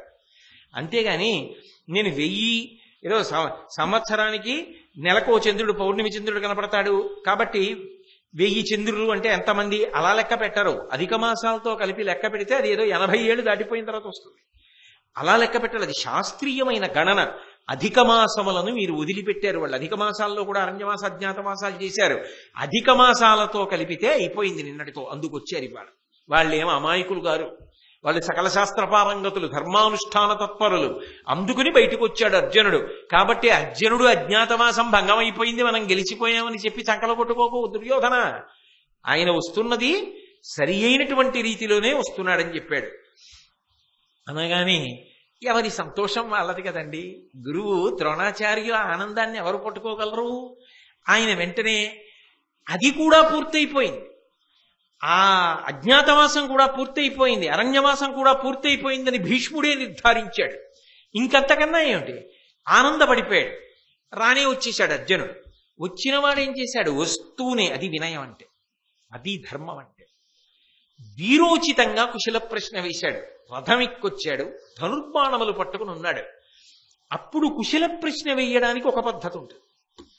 తాను మామూలుగా ఉన్నాడు అనుకోండి, ధనుర్బాణములతో లేకుండా గురువు గారి దగ్గరికి వెళ్ళవలసిన విధానం ఒకలా ఉంటుంది, అప్పుడు నమస్కరించవలసిన విధానం ఒకలా ఉంటుంది. అందుకని ఆయన ఏం చేశాడు, వీరోచితంగా నమస్కారం చేశాడు. 2 బాణములు ద్రోణాచార్యుల వారి పాదముల దగ్గర పడేటట్టు వేశాడు, 2 బాణములు భీష్ముడి యొక్క పాదముల దగ్గర పడేటట్టు వేశాడు, 2 బాణములు కృపాచార్యుల వారి యొక్క పాదముల దగ్గర పడేటట్టు వేశాడు. ద్రోణుడు, కృపుడు గురువులు, భీష్ముడు వంశ పెద్ద, వాళ్ళ ముగ్గురికి నమస్కారాలు చేశాడు వీరోచితంగా. బాణములే వేస్తారు పాదాల దగ్గరికి. 2 బాణములు చెవుల పక్క నుంచి దూసుకుపోవాలి, అంటే కుశలం అడిగినట్టు. మీరు కుశలమా, క్షేమంగా ఉన్నారా అని అడిగినట్టు. నోటితో మాట్లాడకూడదు, బాణప్రయోగం చేసి చెప్పాలి. అవి చెవుల పక్క నుంచి వెళ్ళిపోవాలి, అంతేగాని చేయితే జారిందండి అనకూడదు, అంత అందంగా వెయ్యాలి. అది మహానుభావుడు అర్జునుడంటే. ఆయన భీష్ముడి చెవుల పక్క నుంచి, కృపుడి చెవుల పక్క నుంచి, ద్రోణుడి చెవుల పక్క నుంచి బాణం వేశాడు. భీష్ముడు సంతోషించాడు, కృపాచార్యుడు సంతోషించాడు, ద్రోణుడి సంతోషం ఆపులుకోలేకపోయాడు. బిందె నిండిపోయిందనుకోండి, నీరు ఎక్కడ పడుతుంది, అంచుల నుంచి జారిపోతుంది. గురువు సంతోషం గురువుదే. గురువు గారు అటువంటి శిష్యుడు దొరికినప్పుడు ఎక్కడ ఆగగలడండి, ఆగలేకపోయాడు. ఎంతమంది తిట్టినా ఆయన సంతోషం అయింది. వాడు యోగ్యుడురా, ఎన్ని జన్మలు ఎత్తితే వాడి స్థాయి మీరు పొందగలరు. దుర్యోధనుడు, కర్ణుడు, అర్జునుడు కాగలరా? అందుకని ఆయన వెంటనే అన్నాడు, విలసద్గాండివచాలనొద్ధతి కనద్విజ్జుల్లతాలీలగా అలగస్పార కపిధ్వజద్ధని సముద్యద్గర్జ చందంబుగా జలదాకారతనుంది తేరు ఇతడు పర్జన్యాకృతింబోల్చే దుర్బల తీవ్రారి నిదాగ దుర్విష గర్వస్ఫూర్తి నిర్మూర్తిగా. ఈ అర్జునుడు రథమెక్కి వచ్చి నిలబడి ఆ బాణప్రయోగం చేస్తుంటే నాకు ఎంత సంతోషంగా ఉందంటే, భీష్మాచార్య, అతను పట్టుకున్నటువంటి గాంధీవన్ నాకు మెరుపు తీగలా కనపడుతోంది. అలాగే అలఘస్పార కపిధ్వజధ్వని సముద్యద్గర్జ చందంబుగా, ఆ కపిధ్వజం నుంచి వచ్చేసేటటువంటి ఆ ధ్వని ఉన్నదే, ఆ శబ్దం ఉన్నదే, అది ఏదో ఉరుముతున్నట్టుగా ఉంది. ఆయన ఎక్కిన రథం పెద్ద మేఘంలా ఉంది. ఇక ఇతడు బాణములన్న వర్షాన్ని కురిపిస్తాడు. ఏం పోగొడతాడు, శత్రువులన్న ఎండ పోగొట్టేస్తాడు. కాబట్టి ఆ అర్జునుడు నా దృష్టిలో ఒక మేఘం వచ్చినట్టుగా ఉంది, ఎంత సంతోషంగా ఉందో అని ఆ అర్జునుణ్ణి చూసి పొంగిపోయాడు. ఉత్తర కుమారుడు అదే కదా యుద్ధానికి రావడం పాపం. ఆయన ఆ కురువి భీష్ముడు మొదలైన వాళ్ళంటే మాటలండి. వాళ్ళు వాళ్ళ రథాలు, వాళ్ళ రూపాలు, వాళ్ళ కవచాలు, వాళ్ళ ధనస్సులు, వాళ్ళ ప్రతాపాలు, పౌరుషాలు ఎలా ఉంటారు ఒక్కొక్కళ్ళు. ఉనికిపోయాడు చూసి. ఉనికిపోయి అర్జునుడిని అడిగాడు, అసలు వీళ్ళందరినీ చూస్తుంటే ఇంతటి విరోచితమైనటువంటి రూపాలతో ఉన్నారు, అర్జున వీళ్ళెవరో నాకు ఒక్కసారి చెప్దు అన్నాడు. చెప్పడంలో ఒక మర్యాద ఉంటుంది. ఎందుకని అంటే, మీరు ఎక్కడున్నారో అక్కడ మీరు మాట్లాడేటప్పుడు మీ సంస్కారము వ్యక్తమవుతుంది. ఎవరమ్మా మీరు అని అడిగారు అనుకోండి, ఒక పెళ్ళైపోయిన స్త్రీని, నేను ఫలానా వారి కోడలనండి అని చెప్పాలని శాస్త్రవాక్కు. ఎందుకని అంటే అది మర్యాద. సీతమ్మంతటిది రామాయణం సుందరకాండలో పృథివ్యారాజసింహానాం ముఖ్యస్య విదితాత్మనః స్నుషా దశరథస్యాహం శత్రుసైన్య ప్రతాపిన అంది. నేను దశరథ మహారాజు గారి కోడల్ని అని చెప్పింది. అలా మీరు ఎక్కడున్నారో అది చెప్పడంలో మీకు ఆనందం కలగాలి. మీరు ఎక్కడున్నారో అక్కడ కూర్చోవడంలో మీకు సంతోషం కలగాలి. అలా మీరు సంతోషాన్ని పొందలేకపోయారనుకోండి, అది మీకు అశాంతి, మీ చుట్టూ ఉన్న వాళ్ళకి అశాంతి. కుటుంబంలో ఉన్నప్పుడు ఆ కుటుంబ పెద్దగా మీకు సంతోషం ఉండాలి. నాకేమి పరమేశ్వరుడు మంచి భార్యనిచ్చాడు, మంచి బిడ్డల్నిచ్చాడు, ఉన్నదానితో ఎందరికో ఇల్లు లేవు, నాకు చిన్న ఇల్లు ఇచ్చాడు. చాలా మందికి ఉద్యోగాలు లేవు, ఏమంత పెద్ద చదువు చదివించానని నాకు మంచి ఉద్యోగం ఇచ్చాడు, మంచి అధికారులను ఇచ్చాడు, మంచి స్నేహితుల్ని ఇచ్చాడు, మంచి సహోద్యోగుల్ని ఇచ్చాడు, వాహనం ఇచ్చాడు, నాకేమి ఇవ్వలేదు.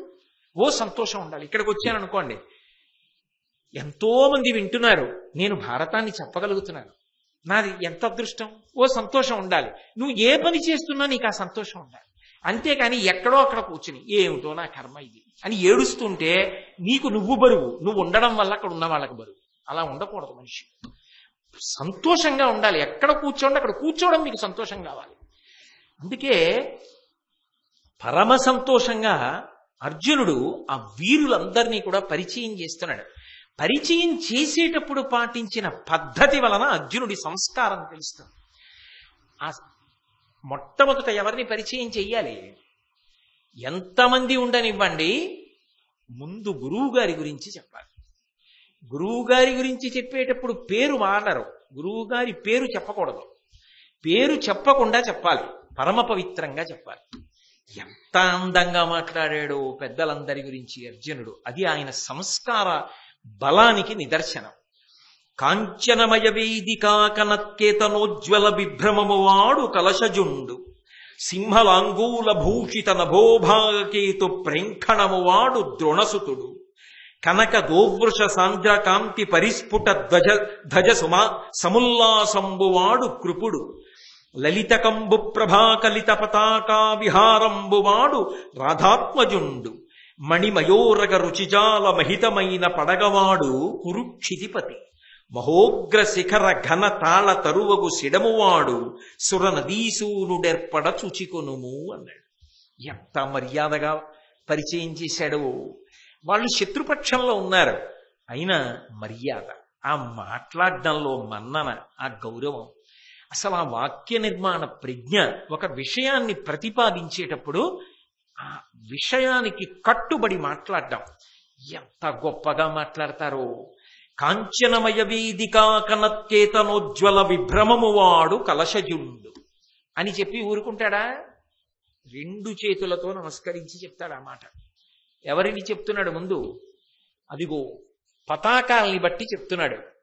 బంగారు వేదిక గుర్తుగా కలిగినటువంటి పతాకం రథం మీద ఎగురుతున్నవాడున్నాడే, ఆయన కలశజుండు, కలశంలోంచి పుట్టినవాడు. పేరు చెప్పలేదు. ఎవరు కలశంలోంచి పుట్టినవాడు? ద్రోణుడు. అంటే ముందు ఎవరి గురించి మాట్లాడాడు? గురువు గారి గురించి మాట్లాడాడు. అది సంస్కార బలం అంటే. ఆ గురువుని తలుచుకుని పొంగిపోతారు. గురువుకి అర్జునుడిని చూడడం ఎంత సంతోషమో, అర్జునుడికి గురువు గారిని చూడడం అంత ఆనందం, అంత వినయం. అందుకే కాంచనమయ వేదికా కనత్కేతనోజ్వల విభ్రమము వాడు కలశజుండు, సింహలాంగూల భూషిత నభోభాగకేతు ప్రేంఖణము వాడు ద్రోణసుతుడు. గురువుతో సమానం గురుపుత్రుడు. అందుకని గురుపుత్రుణ్ణి చెప్తున్నాడు ఇప్పుడు. చెప్తూ అదిగో రథం మీద పతాక ఉంది, ఆ పతాకం మీద సింహం యొక్క తోక ఎగురుతోందే, తోక ముద్రింపబడి ఉన్నదే, పతాకం మీద సింహము యొక్క తోక ఉన్న రథమున్నడు వాడున్నాడే, ఆయన మా గురుపుత్రుడు అన్నాడు తప్ప పేరు చెప్పలేదు. గురువుతో సమానం కదా, ద్రోణసుతుడు, ద్రోణుని యొక్క సుతుడు అన్నాడు. ఇక్కడ ద్రోణుడి పేరు చెప్పాడు, కానీ ద్రోణసుతుడు ఎవరో పేరు అన్నా. ద్రోణసుతుడు కనక గోవృష సాంద్రకాంతి పరిస్ఫుట ధ్వజ సముల్లాసంబువాడు కృపుడు. బంగారు రంగులో ఉండేటటువంటి ఆవు ఎద్దు కలిసి ఉన్నటువంటి ఆ పతాకం రథం మీద ఎగురుతున్నవాడున్నాడే, ఆయన కృపాచార్యుడు. లలితకంబు ప్రభాకలిత పతాకా విహారంబువాడు రాధాత్మజుండు. అదిగో ఆ లలితమైనటువంటి అందమైనటువంటి కాంతి కలిగినటువంటి శంఖం ఒకటి పతాకం మీద గుర్తుగా కలిగిన వాడున్నాడే, ఆయనే కర్ణుడు. రాధాత్మజుండు మణిమయోరగ రుచిజాల మహితమైన పడగవాడు కురుక్షితిపతి. మాణిక్యములతో తయారు చేయబడినటువంటి పడగ, ఒక పాము యొక్క పడగని తన పతాకం మీద గుర్తుగా పెట్టుకున్న రథంలో నించున్నాడే, వాడు దుర్యోధనుడు. కురుక్షితిపతి మహోగ్ర శిఖర ఘన తాళ తరువగు సిడమువాడు సురనదీసూనుడు. చివర చెప్పినా తక్కువవాడు కాడు. ముందు గురువుని చెప్పాడు, అంత గొప్ప. చివర చెప్పాడు. ఊరేగింపు కూడా ఏమిటంటే, ముందు ఎంత పెద్దవాళ్ళు ఉంటారో వెనక అంతమంది పెద్దలు ఉండాలి. కాబట్టి మహానుభావుడిని పరిచయం చేస్తున్నాడు, విశేషణం వేసి చెప్తున్నాడు. జీవితంలో ఈ సంస్కారం అలవాటు కావాలండి. కొంతమంది పెద్దల పేర్లు చెప్పేటప్పుడు ఆ గౌరవం, ఆ మర్యాద, చక్కగా అలా మాట్లాడడం రావాలి, ఆ సంస్కార బలం. అంతేగాని అందరినీ ప్రతి వారిని పట్టుకుని ఏకవచన ప్రయోగం చేయడం, ఎదురుగుండా లేరు అనేటప్పటికీ తక్కువ చేసి మాట్లాడుతూ ఉండడం, అది తగినంత ప్రాతిపదిక లేకుండా విమర్శ చేయడం, ఇవి హేయమైనటువంటి విషయాలు. వాటి జోలికి వెళ్ళకూడదు. సంస్కార బలం అంటే తన ఎదురుగుండా శత్రువుగా నిలబడినా కూడా ఎంత మర్యాదగా మాట్లాడుతున్నాడో చూడండి. ఇది అర్జున సంస్కారం అంటే. కాబట్టి శిఖర ఘనతాళ తరువగు శిడమువాడు, పెద్ద శిఖరం ఎలా ఉంటుందో అంత పెద్ద తాటి చెట్టు గుర్తుగా పతాకం మీద ఉన్నాడే ఆయన సురనదీ సూనుడేర్పడ చూసికొనుము. అదిగో మహానుభావుడు గాంగేయుడు. ఆ గాంగేయుడున్నాడే ఆయన భీష్మాచార్యుల వారు, మా వంశానికి అంతటికీ పెద్దవాడు అని ఆ భీష్మాచార్యుల వారిని చూపించాడు.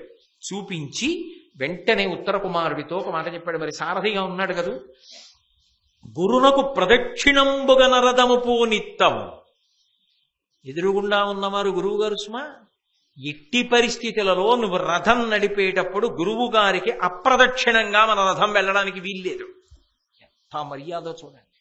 అంటే గురువు గారు నా కుడి చేతి పక్కకు ఉండాలి తప్ప ఆయన నా ఎడం చేతి పక్కకు వచ్చేలా రథం నడపద్దు. ఎడం పక్కకు వస్తే అప్రదక్షిణం. దక్షిణం అంటే కుడి, ప్రదక్షిణం అంటే ఎంత తిరిగినా కుడి పక్కకే ఉంటే ప్రదక్షిణం అంటారు. నేను ఇలా వెళ్ళాను అనుకోండి, ముందు ఇలా వెళ్ళాను అనుకోండి, ఇది నాకు కుడి చేతి పక్కకు ఉంటుంది.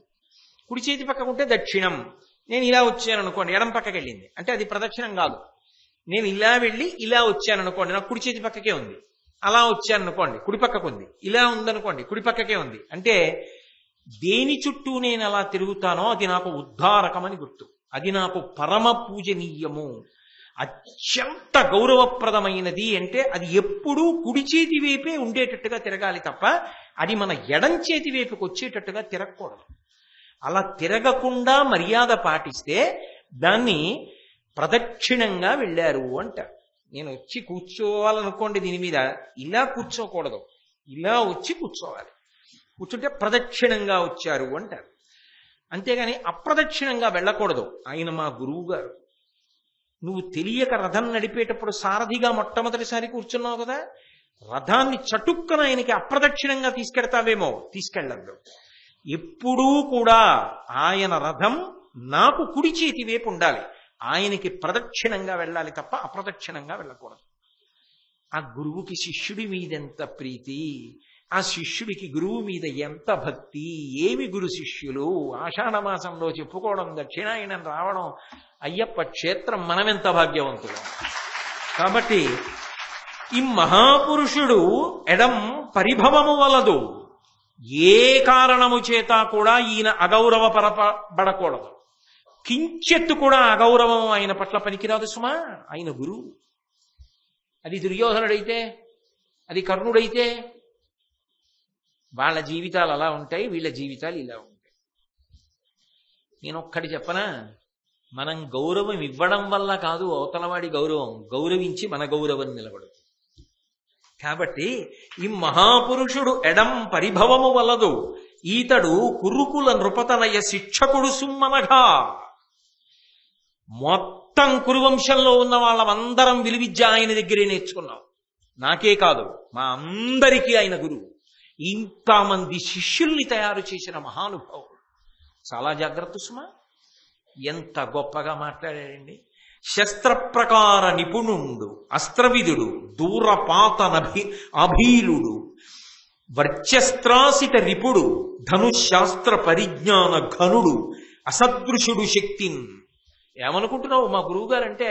ఉత్తర కుమార, శస్త్రప్రకార నిపుణుడు. ఏదైనా ఒక శస్త్రాన్ని ప్రయోగించడం అంటే ఆయన తర్వాతే.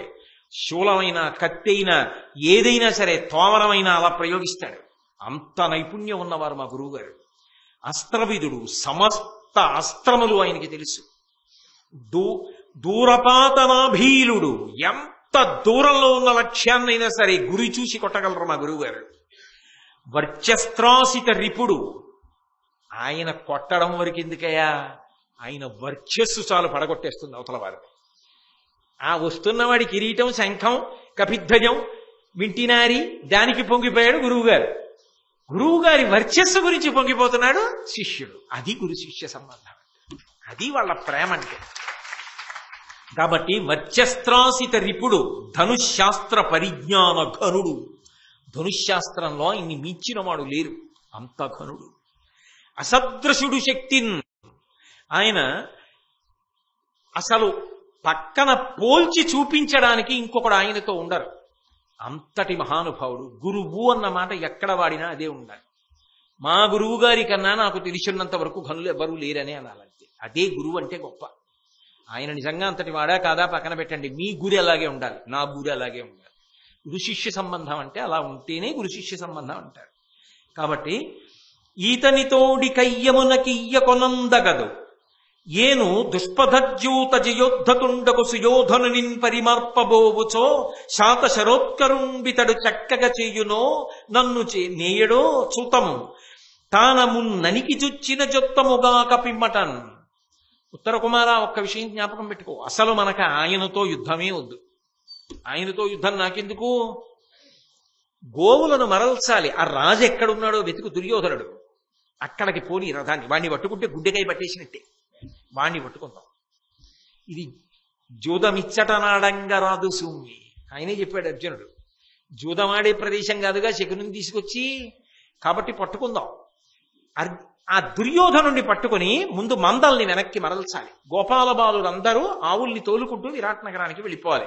ఆ తర్వాత మిగిలిన వాళ్ళతో యుద్ధం. అయితే ఒకటి, నేను దుర్యోధనుడి మీద యుద్ధానికి ఎడతా. ఒకవేళ మా గురువు గారు నా మీదకి యుద్ధానికి వచ్చి బాణం వేస్తే వేస్తా, ఆయన ఒకటేస్తే నేను ఒకటేస్తా, ఆయన రెండేస్తే నేను రెండేస్తా. ఆయన యుద్ధం చేస్తే యుద్ధం చేస్తా, ఆయన పక్కకి వెళ్ళిపోతే నేను పక్కకి వెళ్ళిపోతా. నా అంతా నేను వెళ్ళను. ఆయన యుద్ధం చెయ్యకుండా వదిలిన నాడు చెయ్యను. నేను మొన్న చెప్పిన ప్రసంగం ద్రోణుడు పుచ్చుకున్నటువంటి మాట గుర్తు తెచ్చుకోండి. అది గురు శిష్యుల యొక్క అనుబంధం ఎంత దూరదృష్టితో అడిగాడో చూడండి. కాబట్టి తానమున్ననికి చొచ్చిన చొత్తముగాక పిమ్మటన్. ముందు గురువుగారి యుద్ధానికి వస్తే అప్పుడు యుద్ధం చేద్దాం తప్ప ముందు మనం మాత్రం గురువుగారి మీద యుద్ధానికి వెళ్దాం పద అన్నాడు. సరే, యుద్ధం జరిగింది. జరిగిన తర్వాత అందులో ఆశ్చర్యం ఏముందండి? ఉత్తర క్షణంలో గోవులన్నింటినీ మరల్చేశాడు, సమ్మోహనాస్త్రం ప్రయోగించాడు. అందరూ కింద పడిపోయారు, ఒక్క భీష్మాచార్యుల వారు తప్ప. ఆయన వశపడడం. బొమ్మ పొత్తికలు కూడా తెచ్చేసుకున్నాడు. ఉత్తరకి మాట ఇచ్చినందుకు ఉత్తర కుమారుడు. అర్జునుడు విజయం సాధించాడు.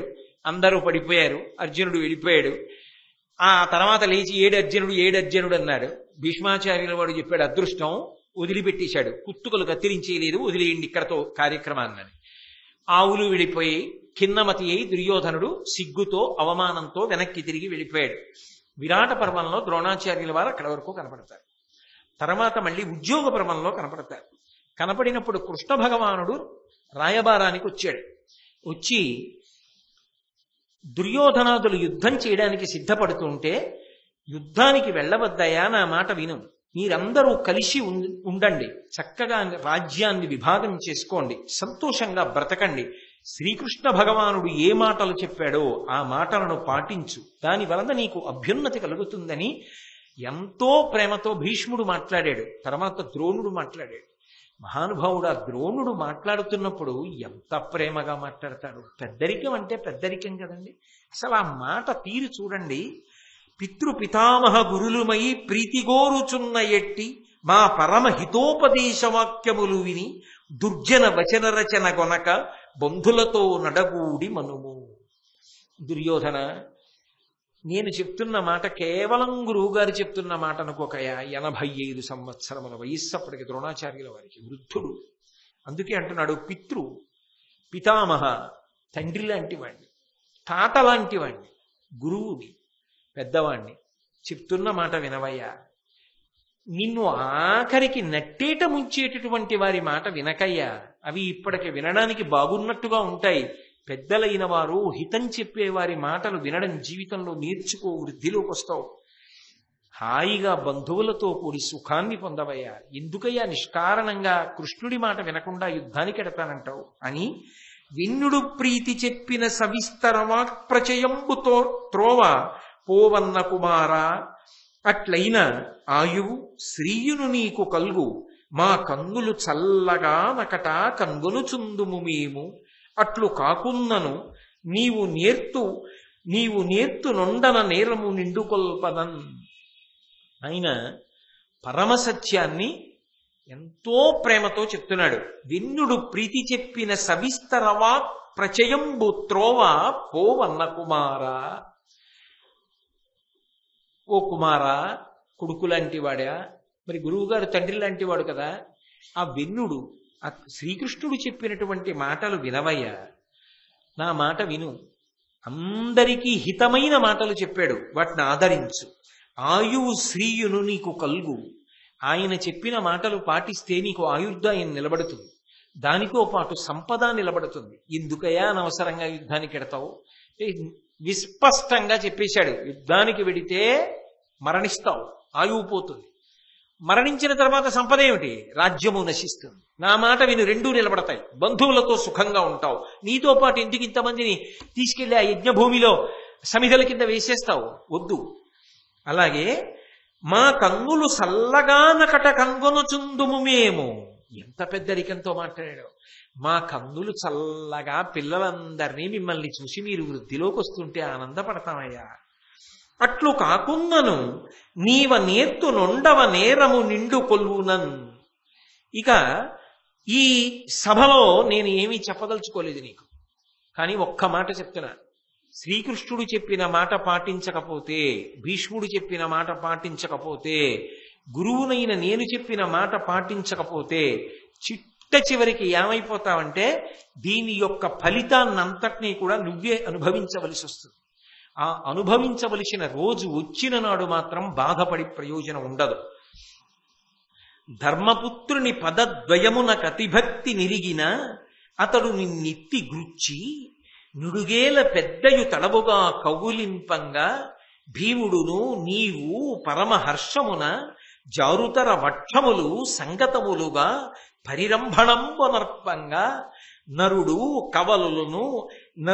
కవలును మ్రొక్కిన కరమర్ది దిగిచి నీ వాలింగనంబు సేయంగా ఇట్లు వారు మీరును తగ బాంధవమున బొదలి ఇంపు తడుకొత్త తామర తంపరైన చిలులు చుట్టలు కలసి పేరలమి పొంది ఉల్లసిల్లంగ కులమెంత యొప్పు నొక్కు. పాపం కలకన్నాడు మహానుభావుడు. ఆయన అన్నాడు, ఎందుకురా యుద్ధం యుద్ధం యుద్ధం అని వెర్రెక్కిపోతున్నావు?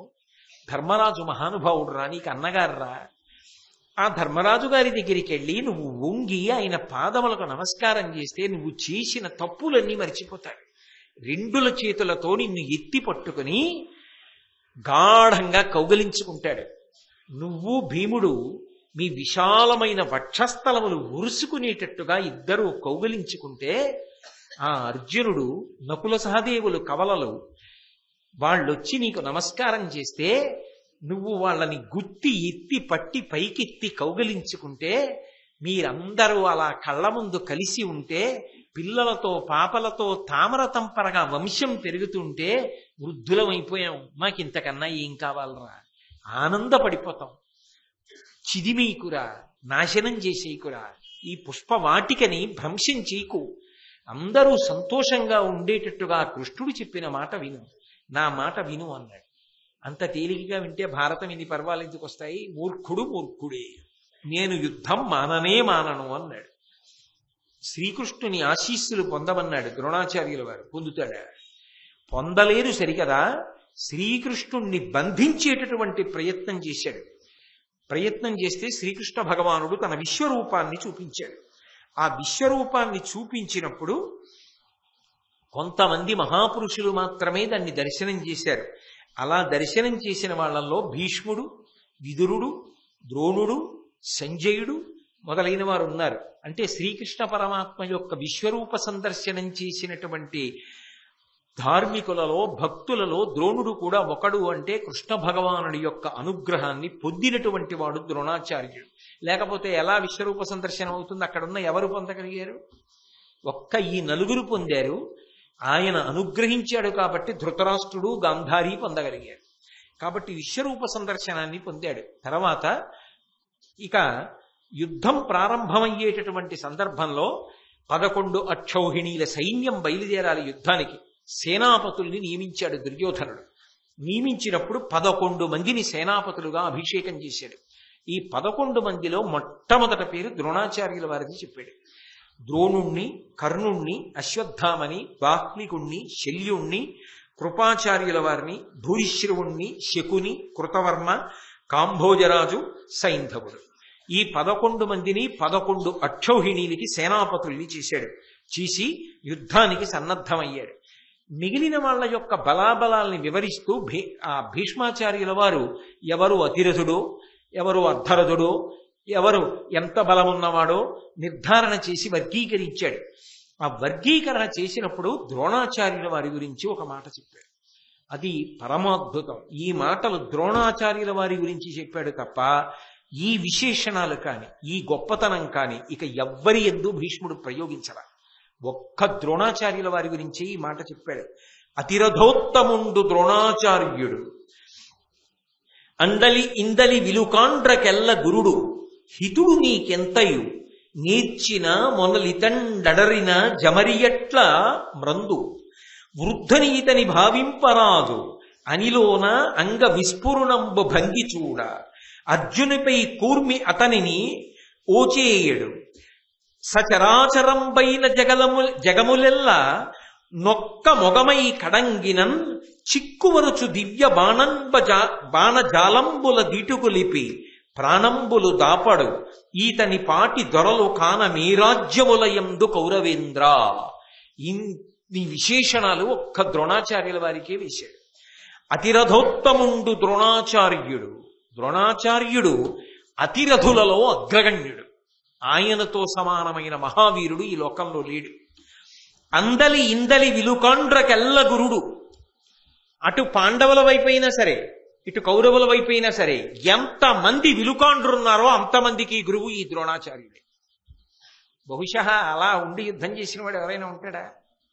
అది ద్రోణుడికే చెల్లింది. అంత గొప్పవాడు. హితుడు నీకెంతయు, నీ మంచితనాన్ని కోరుకునే వాళ్లలో, నీ ఉన్నతిని కోరుకునే వాళ్లలో, నీ క్షేమాన్ని కోరుకునే వాళ్లలో అగ్రగణ్యుడు. నేర్చిన మొనలితండరిన జమరియట్ల మ్రందు. ఎంత గొప్ప గొప్ప వ్యూహాలు ఎదిరిపక్షం వాళ్ళు రచించని ఈ 2 వేళ్లతో పట్టుకుని నలిపేసినట్టు నలిపేస్తాడు వ్యూహాల్ని. ఆయనని బంధించగలిగిన వ్యూహం, ఆయనని బాధ పెట్టగలిగిన వ్యూహరచన చేయడం ఎవరికీ సాధ్యం కాదు. ఇంత తేలిక మాట వాడాడండి, నలిపేస్తాడంతే. అంత గొప్పవాడు. వృద్ధుని ఇతని భావింపరాదు అనిలోన అంగవిస్ఫురణంబు భంగి చూడ. 85 ఏళ్ళు అనుకుంటున్నావా? యుద్ధం చేస్తున్నప్పుడు చూడు, 16 ఏళ్లవాడు ఆయనతో పనికిరాడు. అలా చేస్తాడు. ఆయన శరీర పటుత్వం అలా ఉంటుంది. అంత గొప్ప శరీర పటుత్వం. అటువంటి యుద్ధం చేయగలడు. అంతేకాదు అర్జునుపై కూర్మి అతన్ని నోచేయడు. అర్జునుడు అంటే చాలా ప్రేమ. అతనితో మాత్రం యుద్ధం చేయడు, బాణాలు వేయడు. సచరాచరంబైన జగంబులెల్ల నొక్క మొగమై కడంగినన్ చిక్కువరచు దివ్య బాణ జాలంబుల దిటుగొలిపి. ఒకళ్ళు ఇద్దరు కాదు, సమస్త చరాచర ప్రపంచములన్నీ ఒక ఎత్తు. ద్రోణుడు ఒకవైపు ఉంటే వాళ్ళందరూ కలిపి విడిచిపెట్టిన బాణాలన్నింటినీ ద్రోణుడు ఒక్కడే నిచ్చేస్తాడు. ఇది ఎవరు చెప్తున్న మాట? భీష్ముడు చేస్తున్న నిర్ణయం. అంతటి మహావీరుడు. దివ్య బాణ జాలంబుల దిటుగొలిపి ప్రాణముల నాపడవు. అసలు ప్రాణముల మీద భీతే లేదు, బతకాలన్న కోరికే లేదు. అంత పిరికివాడు కాడు.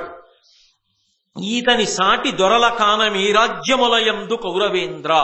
అసలు రాజ్య పరిపాలన చేసేటటువంటి క్షత్రియుల్లో కూడా ఇతనితో సమానమైన వీరుడు లేడు. అంటే ఇంత పెద్ద స్థాయినిచ్చి ద్రోణాచార్యుల వారి గురించి మహానుభావుడు భీష్ముడు మాట్లాడాడు అంటే ద్రోణుడు ఎంత గొప్పవాడో మీకు అర్థమవుతుంది.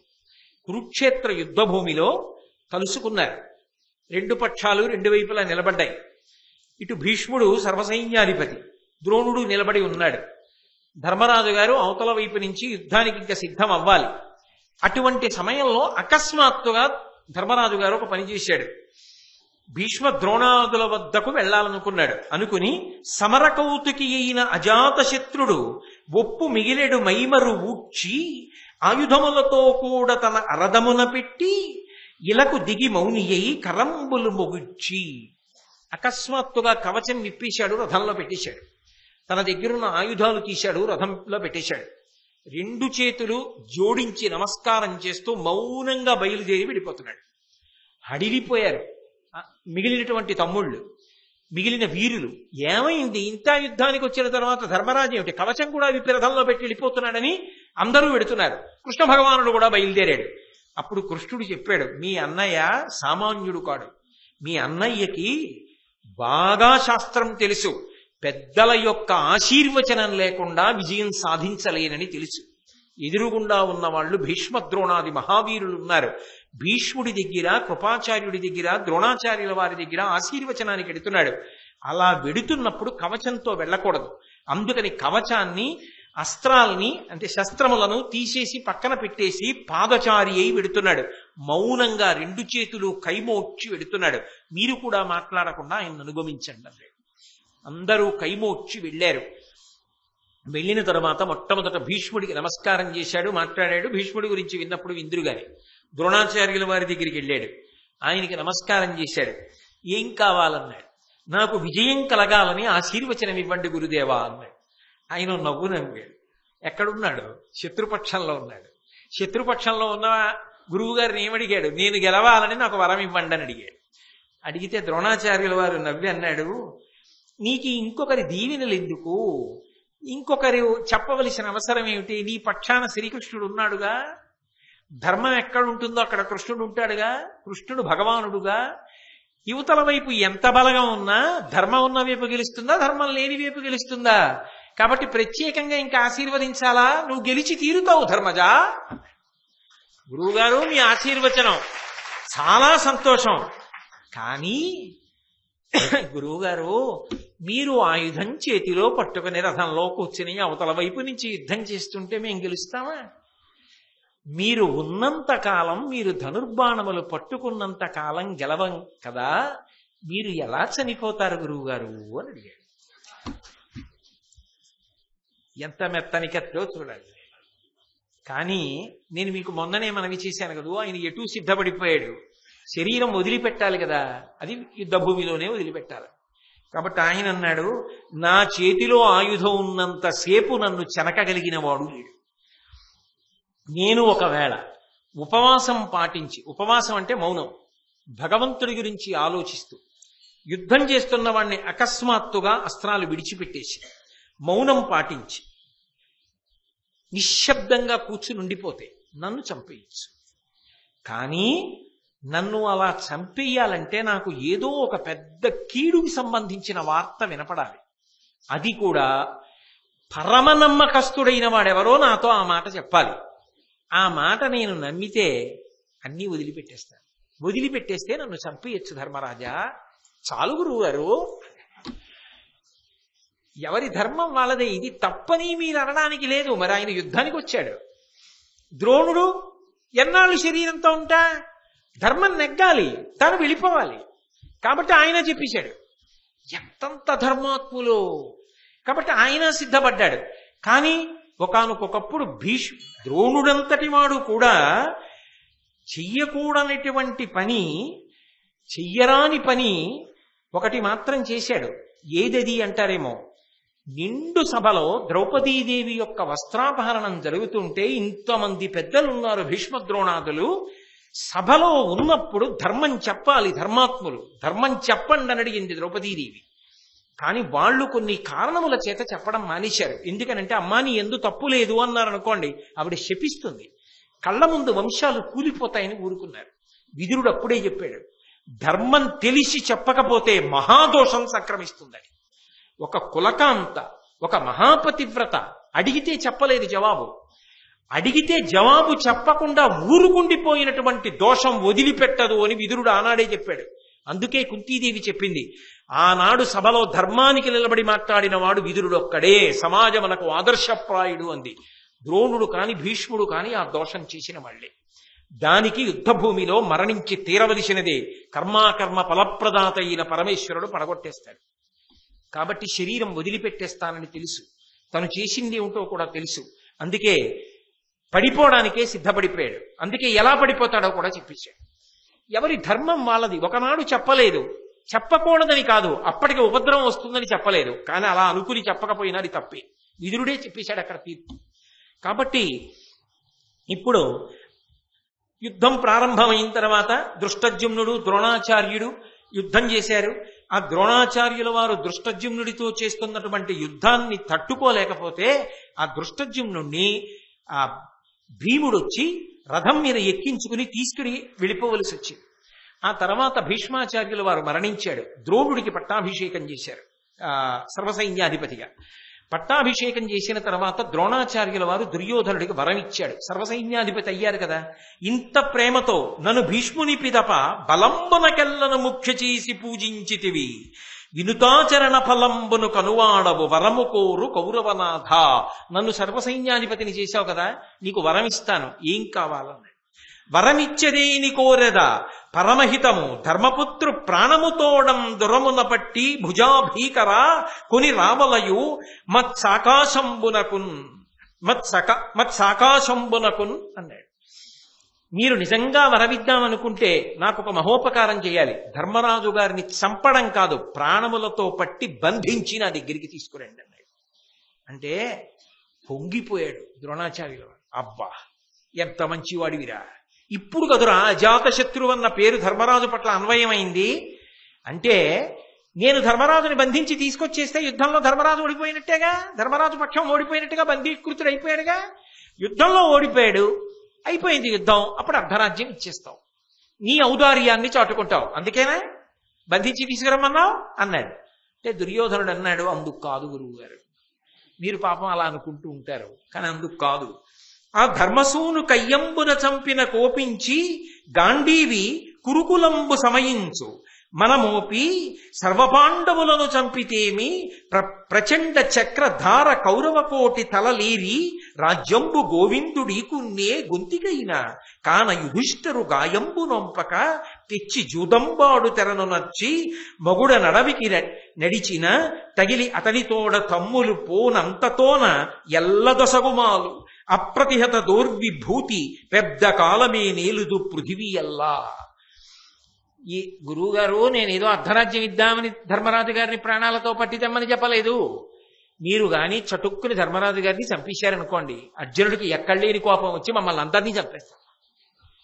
పోని పాండవులందరినీ చంపేశారనుకోండి, కృష్ణుడు భగవానుడుగా సుదర్శన చక్రాన్ని పట్టేస్తాడు, శబదాన్ని పక్కన పెట్టి అందరినీ చంపేసి 5 పాండవులు లేకపోతే రాజ్యం కుంతీదేవికి పట్టాభిషేకం చేసేస్తాడు.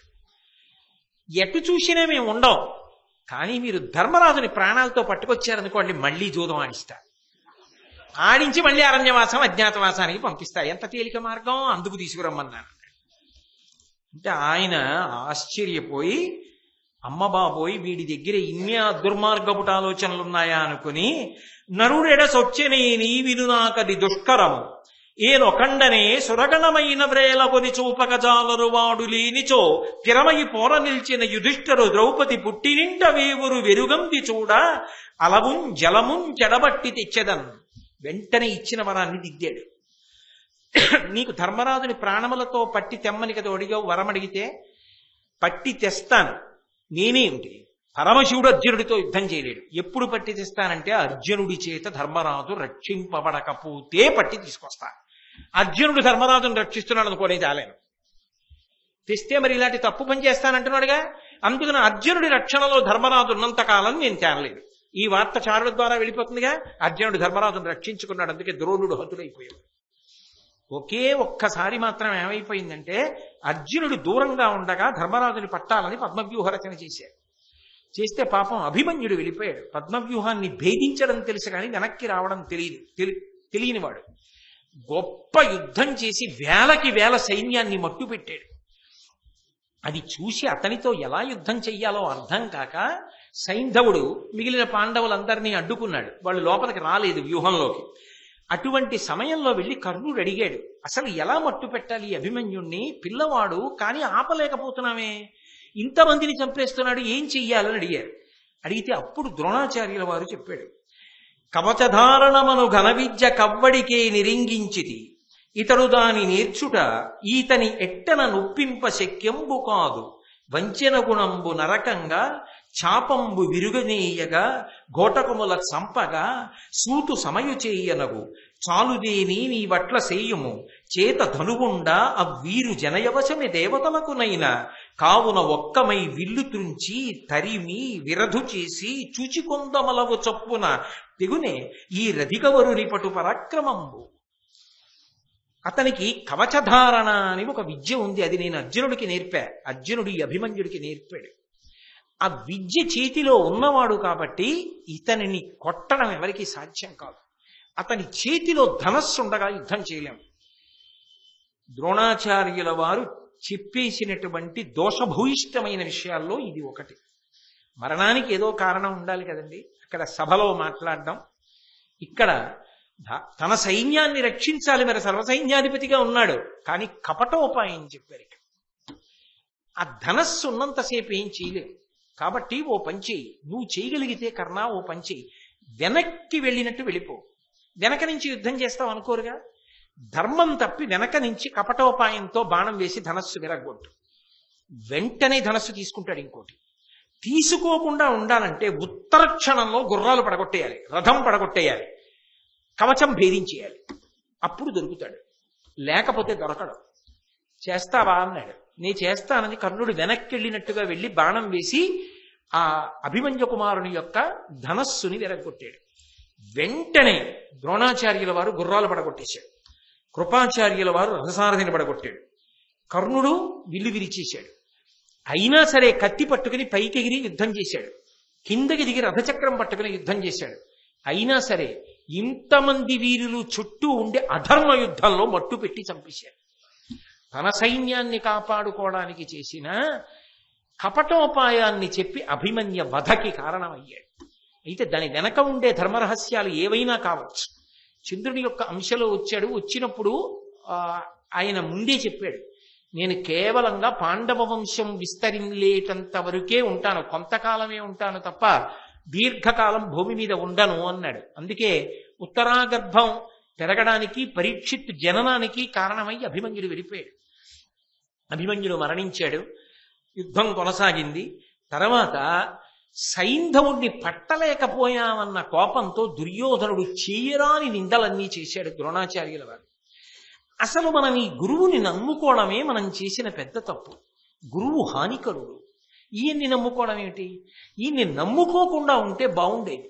ఇతనికి సర్వసైన్యాధిపత్యం ఇచ్చాం. నిజంగా ఇతన్ని నమ్మి ఆ రోజున చక్రవ్యూహంలోకి సైంధవుణ్ణి తేకుండా ఇంటి దగ్గర పెట్టుంటే కాపాడుకునేవాళ్ళం. ఈ ద్రోణుణ్ణి నమ్ముకోవడం తప్పయిందన్నాడు. ఎంత బాధపడ్డాడో ద్రోణాచార్య.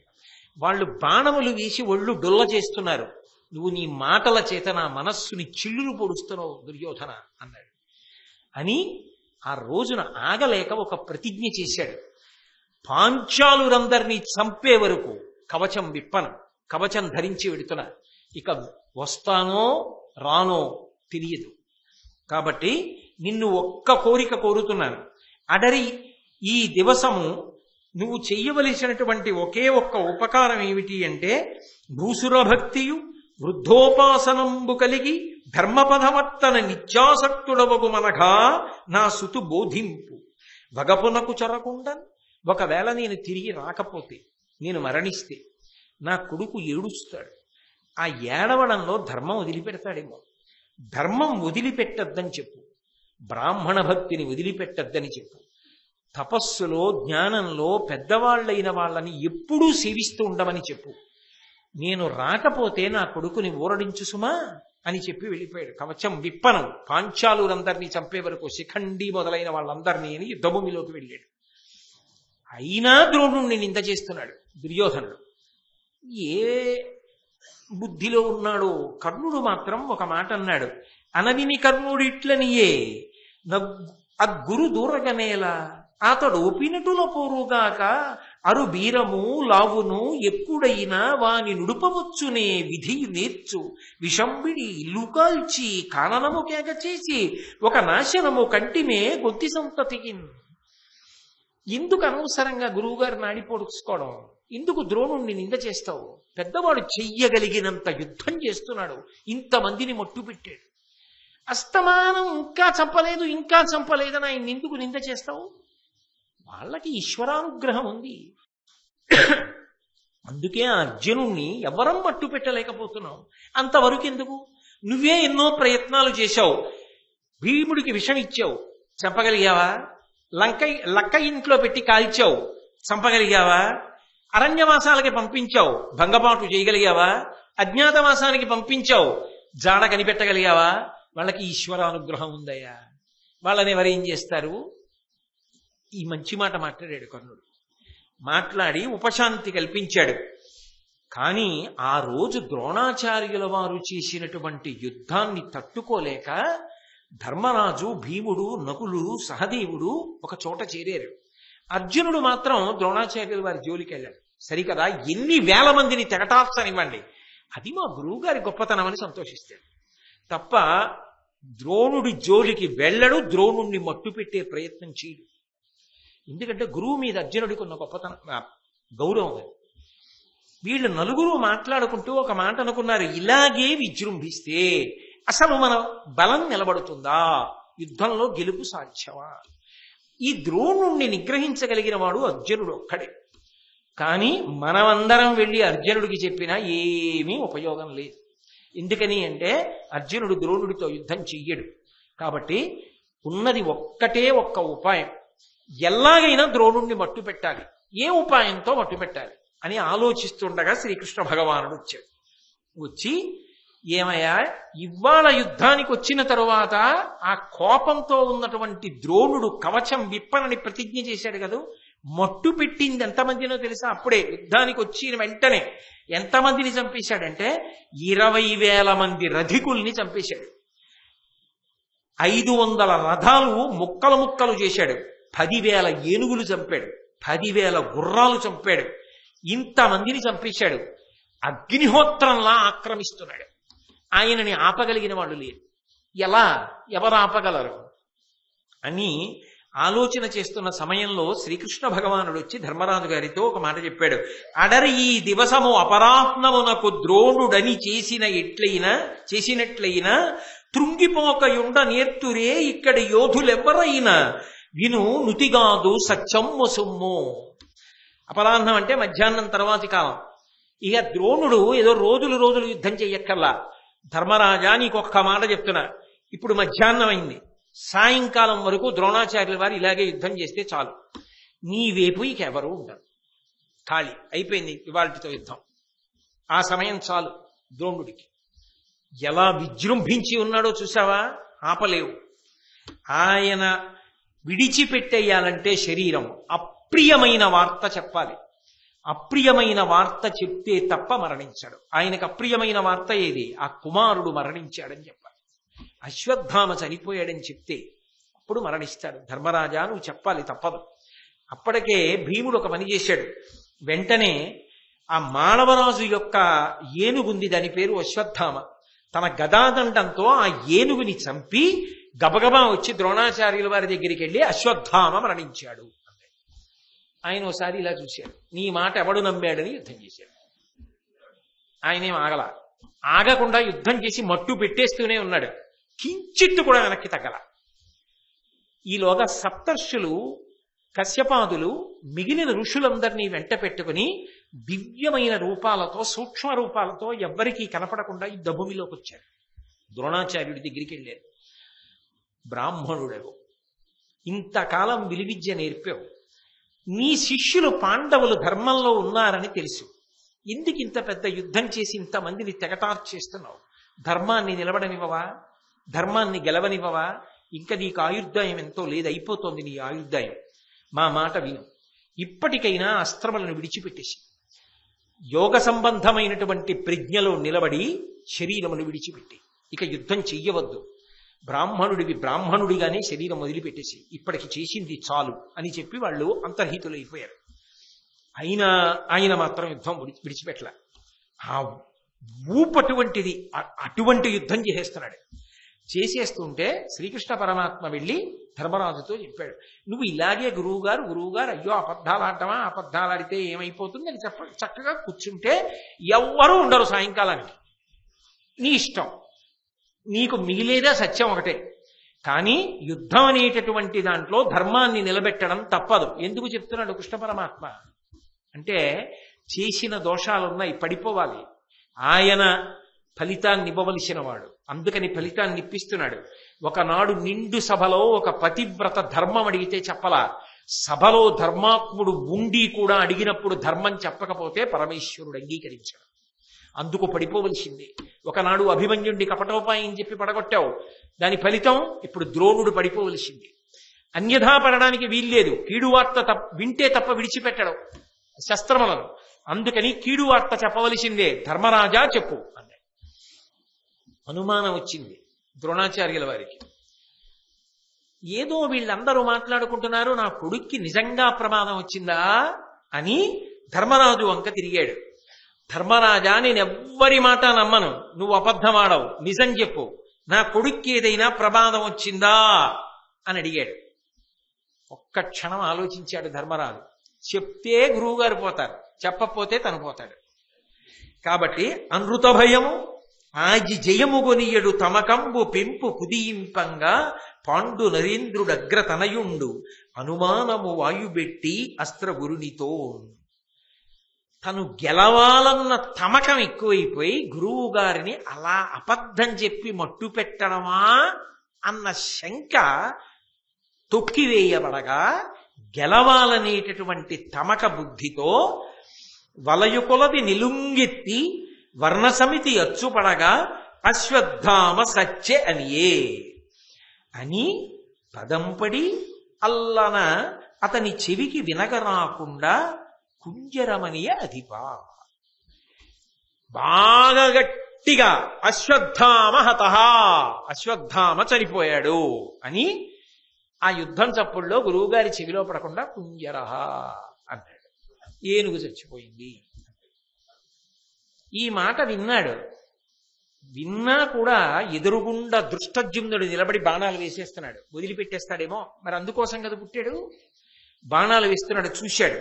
చూసి వీడు నా మీద బాణములు కుప్పించేస్తున్నాడు, వీడేమో అశ్వత్థామ చనిపోయాడు అంటున్నాడని పట్టు తప్పిపోతోంది. బాహువులు సరిగ్గా పనిచేయట్లా. మనసంతా కలత చెంది బరువెక్కిపోయింది. ఏ అస్త్రమంత్రములు జ్ఞాపకానికి రావట్లేదు.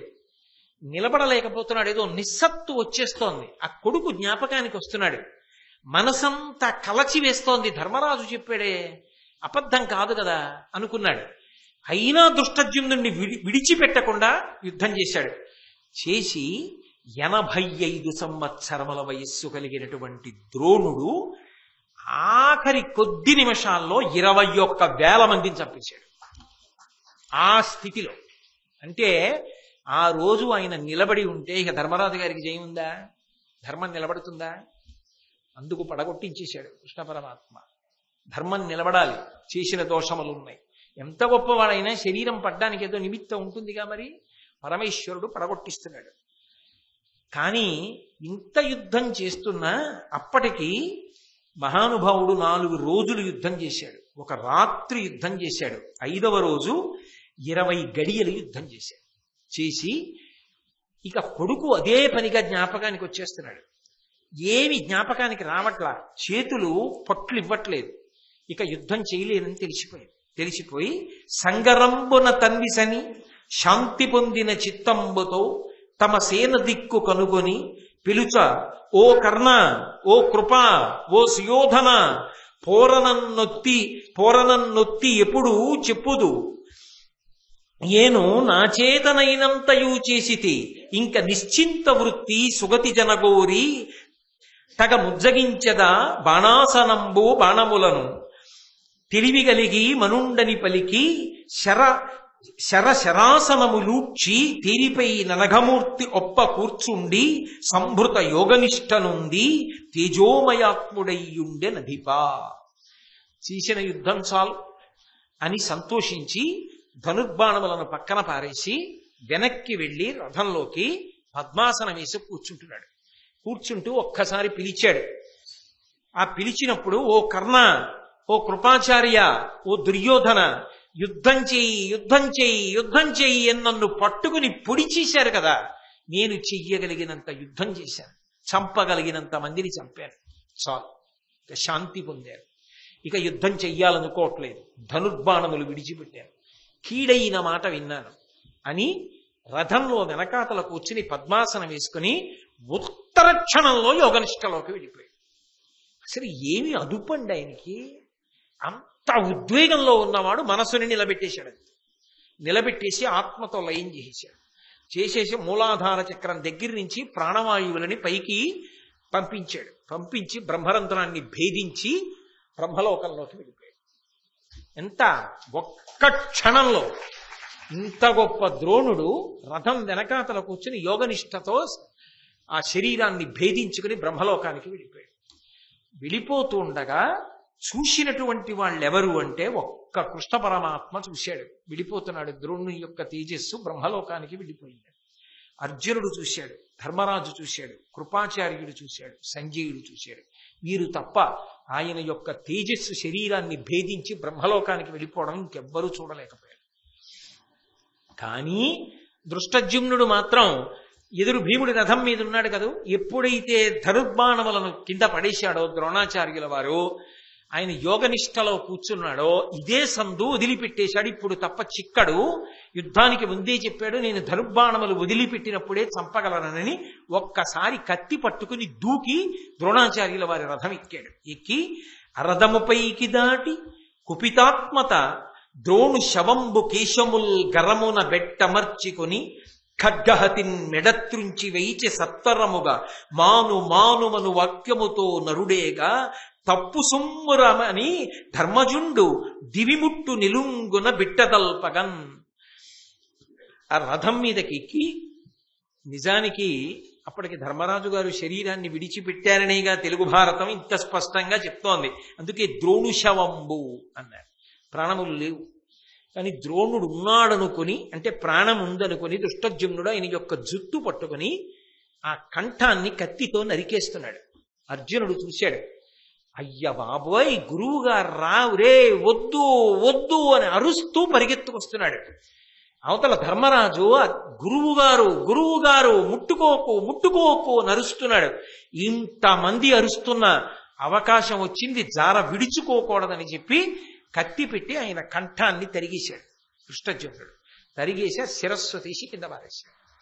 అక్కడితో పరమ మహాత్ముడు, అపారమైన ధార్మిక నిష్ట కలిగిన వాడు, ఆఖరికి యుద్ధభూమిలోనే వెళ్ళిపోవాలనుకున్నవాడు, కారణజన్ముడైన దృష్టజ్యుమ్నుడు అటు ఉన్నాడు కనుక నా శిష్యులకి దోషం రాకుండా భగవంతుడిచ్చిన వరం కాబట్టి దృష్టజ్యుమ్నుడి చేతిలో తన శరీరాన్ని పడగొట్టుకుంటాననుకున్నవాడు, బ్రతికున్నంత కాలం శిష్యుల్ని పిల్లల కన్నా ఎక్కువగా ప్రేమించినవాడు, ధర్మం కోసం తన శరీరం విడిచిపెట్టడానికి సిద్ధపడినవాడు, భీష్ముడితో పాటు ఉన్నాడు కనుక భీష్ముడితో పాటే యుద్ధం చెయ్యాలని నిర్ణయించుకొని ధర్మం తప్పకుండా చేసినన్నాళ్ళు అంత గొప్ప యుద్ధం చేసినవాడు, తప్పు చేస్తున్నానని తెలిసి కూడా తన పక్షాన్ని రక్షించుకోవడానికి వంచనతో అభిమన్యు కుమారుణ్ణి పడగొట్టడానికి కూడా సిద్ధపడినవాడు, పరశురాముడి అనుగ్రహంతో విలువిద్య నేర్చుకుని కారణజన్ముడై ఈ ప్రపంచంలో ఉన్నటువంటి విలువిద్య సంబంధమైనటువంటి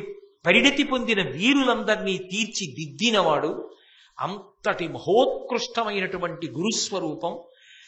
అసలు భారత యుద్ధంలో ఇంతమంది అధర్మాత్ములందరూ మట్టు పెట్టబడడానికి కావలసినన్ని అస్త్రములను పాండవులకు కట్టబెట్టినటువంటి వాడు, నిస్వార్థపరుడు, జీవితంలో ఎన్నో కష్టాలు చూసినవాడు, ఉద్ధానపతనములు చూసినవాడు, బ్రతికున్నంతకాలం అందరూ కలిసి ఉండాలని చివరి వరకు తాపత్రయపడినవాడు, తన మాట చెల్లక కళ్ళ ముందు యుద్ధం జరుగుతుంటే కన్నీళ్లతో యుద్ధం చెయ్యడం వినా మార్గం లేక చేసినవాడు, చిట్ట చివరికి ఆ దృష్టజ్యుమ్నుడి చేతిలో తల తరగబడగా ప్రాణములను విడిచిపెట్టి యోగ మార్గంలో ఆఖరి క్షణంలో కూడా ఆ కొడుకు మీద మమకారం, ఆ కీడైన వార్త విన్న తరువాత ఆ ధనస్సుని బాణములను విడిచిపెట్టి తన మరణానికి ఎలా అవకాశం కలుగుతుందో కూడా నిర్భయంగా ధర్మం కోసం చెప్పేసినవాడు, యోగ మార్గంలో శరీరాన్ని భేదించి బ్రహ్మలోకాన్ని చేరిపోయి మహానుభావుడు కారణజన్ముడై మహాభారతాన్ని శాసించి తుదిశ్వాస విడిచిపెట్టాడు. కానీ ద్రోణాచార్యుల వారు ఈ భూమి ఉన్నంత కాలం స్మరింపబడుతూనే ఉంటాడు. ఆయన జీవిత చరిత్ర నుండి మనం ఎన్నో విషయాలు తెలుసుకుంటూ ఉంటాం. అందున గురు శిష్య సంబంధానికి సంబంధించినంత వరకు ద్రోణుడి యొక్క జీవితాన్ని పరిశీలనం చేసినప్పుడు మనకి ఎన్నో విషయాలు అందుతాయి. ఒక శిష్యుడిగా మనం ఎలా బ్రతకాలి, ఎంత గురుభక్తితో ఉండాలి అన్న విషయాలు మనకు అందుతాయి. అంత గొప్ప గురువైనటువంటి ద్రోణాచార్యుల వారి గురించి ఈ ఆషాఢమాసంలో చెప్పుకోగలగడం భగవంతుని యొక్క పరిపూర్ణమైనటువంటి అనుగ్రహ విశేషంగా భావన చేస్తున్నాను. ఈ సందర్భంలో మీతో నేను ఒక మాట మనవి చేయవలసి ఉంది. ఒక గురువు గురించి చెప్పుకునేటప్పుడు త్రికరణ శుద్ధిగా ఆనందాన్ని పొంది మనం ఆయన గురించి చెప్పుకోగలిగితే ఆయన ఆశీర్వచనం మనకి లభిస్తుంది అనడానికి మీకు నేను ఒక ప్రబల సాక్ష్యాన్ని చూపిస్తాను. కంచికామకోటి పీఠాధిపత్యం అంటే మాటలు కాదు. అటువంటి కంచికామకోటి పీఠాధిపతి అయినటువంటి జయేంద్ర సరస్వతి స్వామి వారు, వేరొక ఉత్తర పీఠాధిపతి శంకర విజయేంద్ర సరస్వతి స్వామి వారు చాతుర్మాస్య వ్రతాన్ని ప్రారంభం చేస్తూ మొన్న వ్యాస పూజ చేశారు. వారు వ్యాస పూజ చేసిన అక్షతల కోసం ఆయన ముందు బారులు తీరుతారు. అటువంటి వారు ఎందుకో చాగంటి కోటేశ్వరరావు కాకినాడలో భారతంలో ఆషాఢమాసంలో ద్రోణాచార్యుల వారి గురించి చెప్తున్నాడు. వాడికి పట్టుకెళ్లి సభాముఖంగా కంచికామకోటి పీఠం తరపున ఈ వ్యాసుని పూజ చేసిన అక్షతలను బహూకరించండి అని ఎవరు పీఠాధిపతులు పరమ ప్రేమతో ఆ ప్రసాదాన్ని పంపించారు పీఠ అంతేవాసులకిచ్చి. ఇది కాకినాడ పట్టణం చేసుకున్నటువంటి గొప్ప అదృష్టం. ఆ పీఠానికి సంబంధించినటువంటి అంతేవాసులు ఇవాళ పరమ సంతోషంగా ఆ పీఠానికి సంబంధించిన శేషవస్త్రాన్ని, ఆ అక్షతల్ని తీసుకొచ్చారు. నేను పరమ గౌరవంతో వినయంతో పీఠాధిపతుల యొక్క పాదార విందములకు సాంజలి బంధకంగా నా శిరసు తాటించి నమస్కరిస్తూ మీ అందరి సమక్షంలో ఆ అక్షతల ప్రసాదాన్ని అందుకుంటాను. అవి నేను ఒక్కడే వేసుకోవడం కాదు, నేను వేసుకున్న తర్వాత నా ధర్మపత్ని వేసుకున్న తర్వాత మీ అందరూ నా బిడ్డల్లాంటి వారు శాస్త్రరీత్యా. అందుకని మనందరికీ కూడా గురుమండలం యొక్క అనుగ్రహం కోసం అక్షతలతో కలిపి ఇవాళ బయట ఉంచి మీరందరూ ప్రసాదం తీసుకుని వెళ్ళేటప్పుడు మీ తల మీద ఈ అక్షతలు వేస్తారు. ఎవరు తోసుకోకుండా చక్కగా అక్షతలు పుచ్చుకోండి. నమ్ముకున్న వాడికి నమ్ముకున్నంత, భారతాన్ని నమ్మి చెప్పుకున్నందుకు ఎక్కడ కంచి కామకోటి పీఠం, అటువంటి గురువులు ఎక్కడో కాకినాడలో కోటేశ్వరరావు ద్రోణాచార్యుల వారి గురించి చెప్తున్నారని ఖచ్చితంగా గురువారం మొదలుపెట్టాను.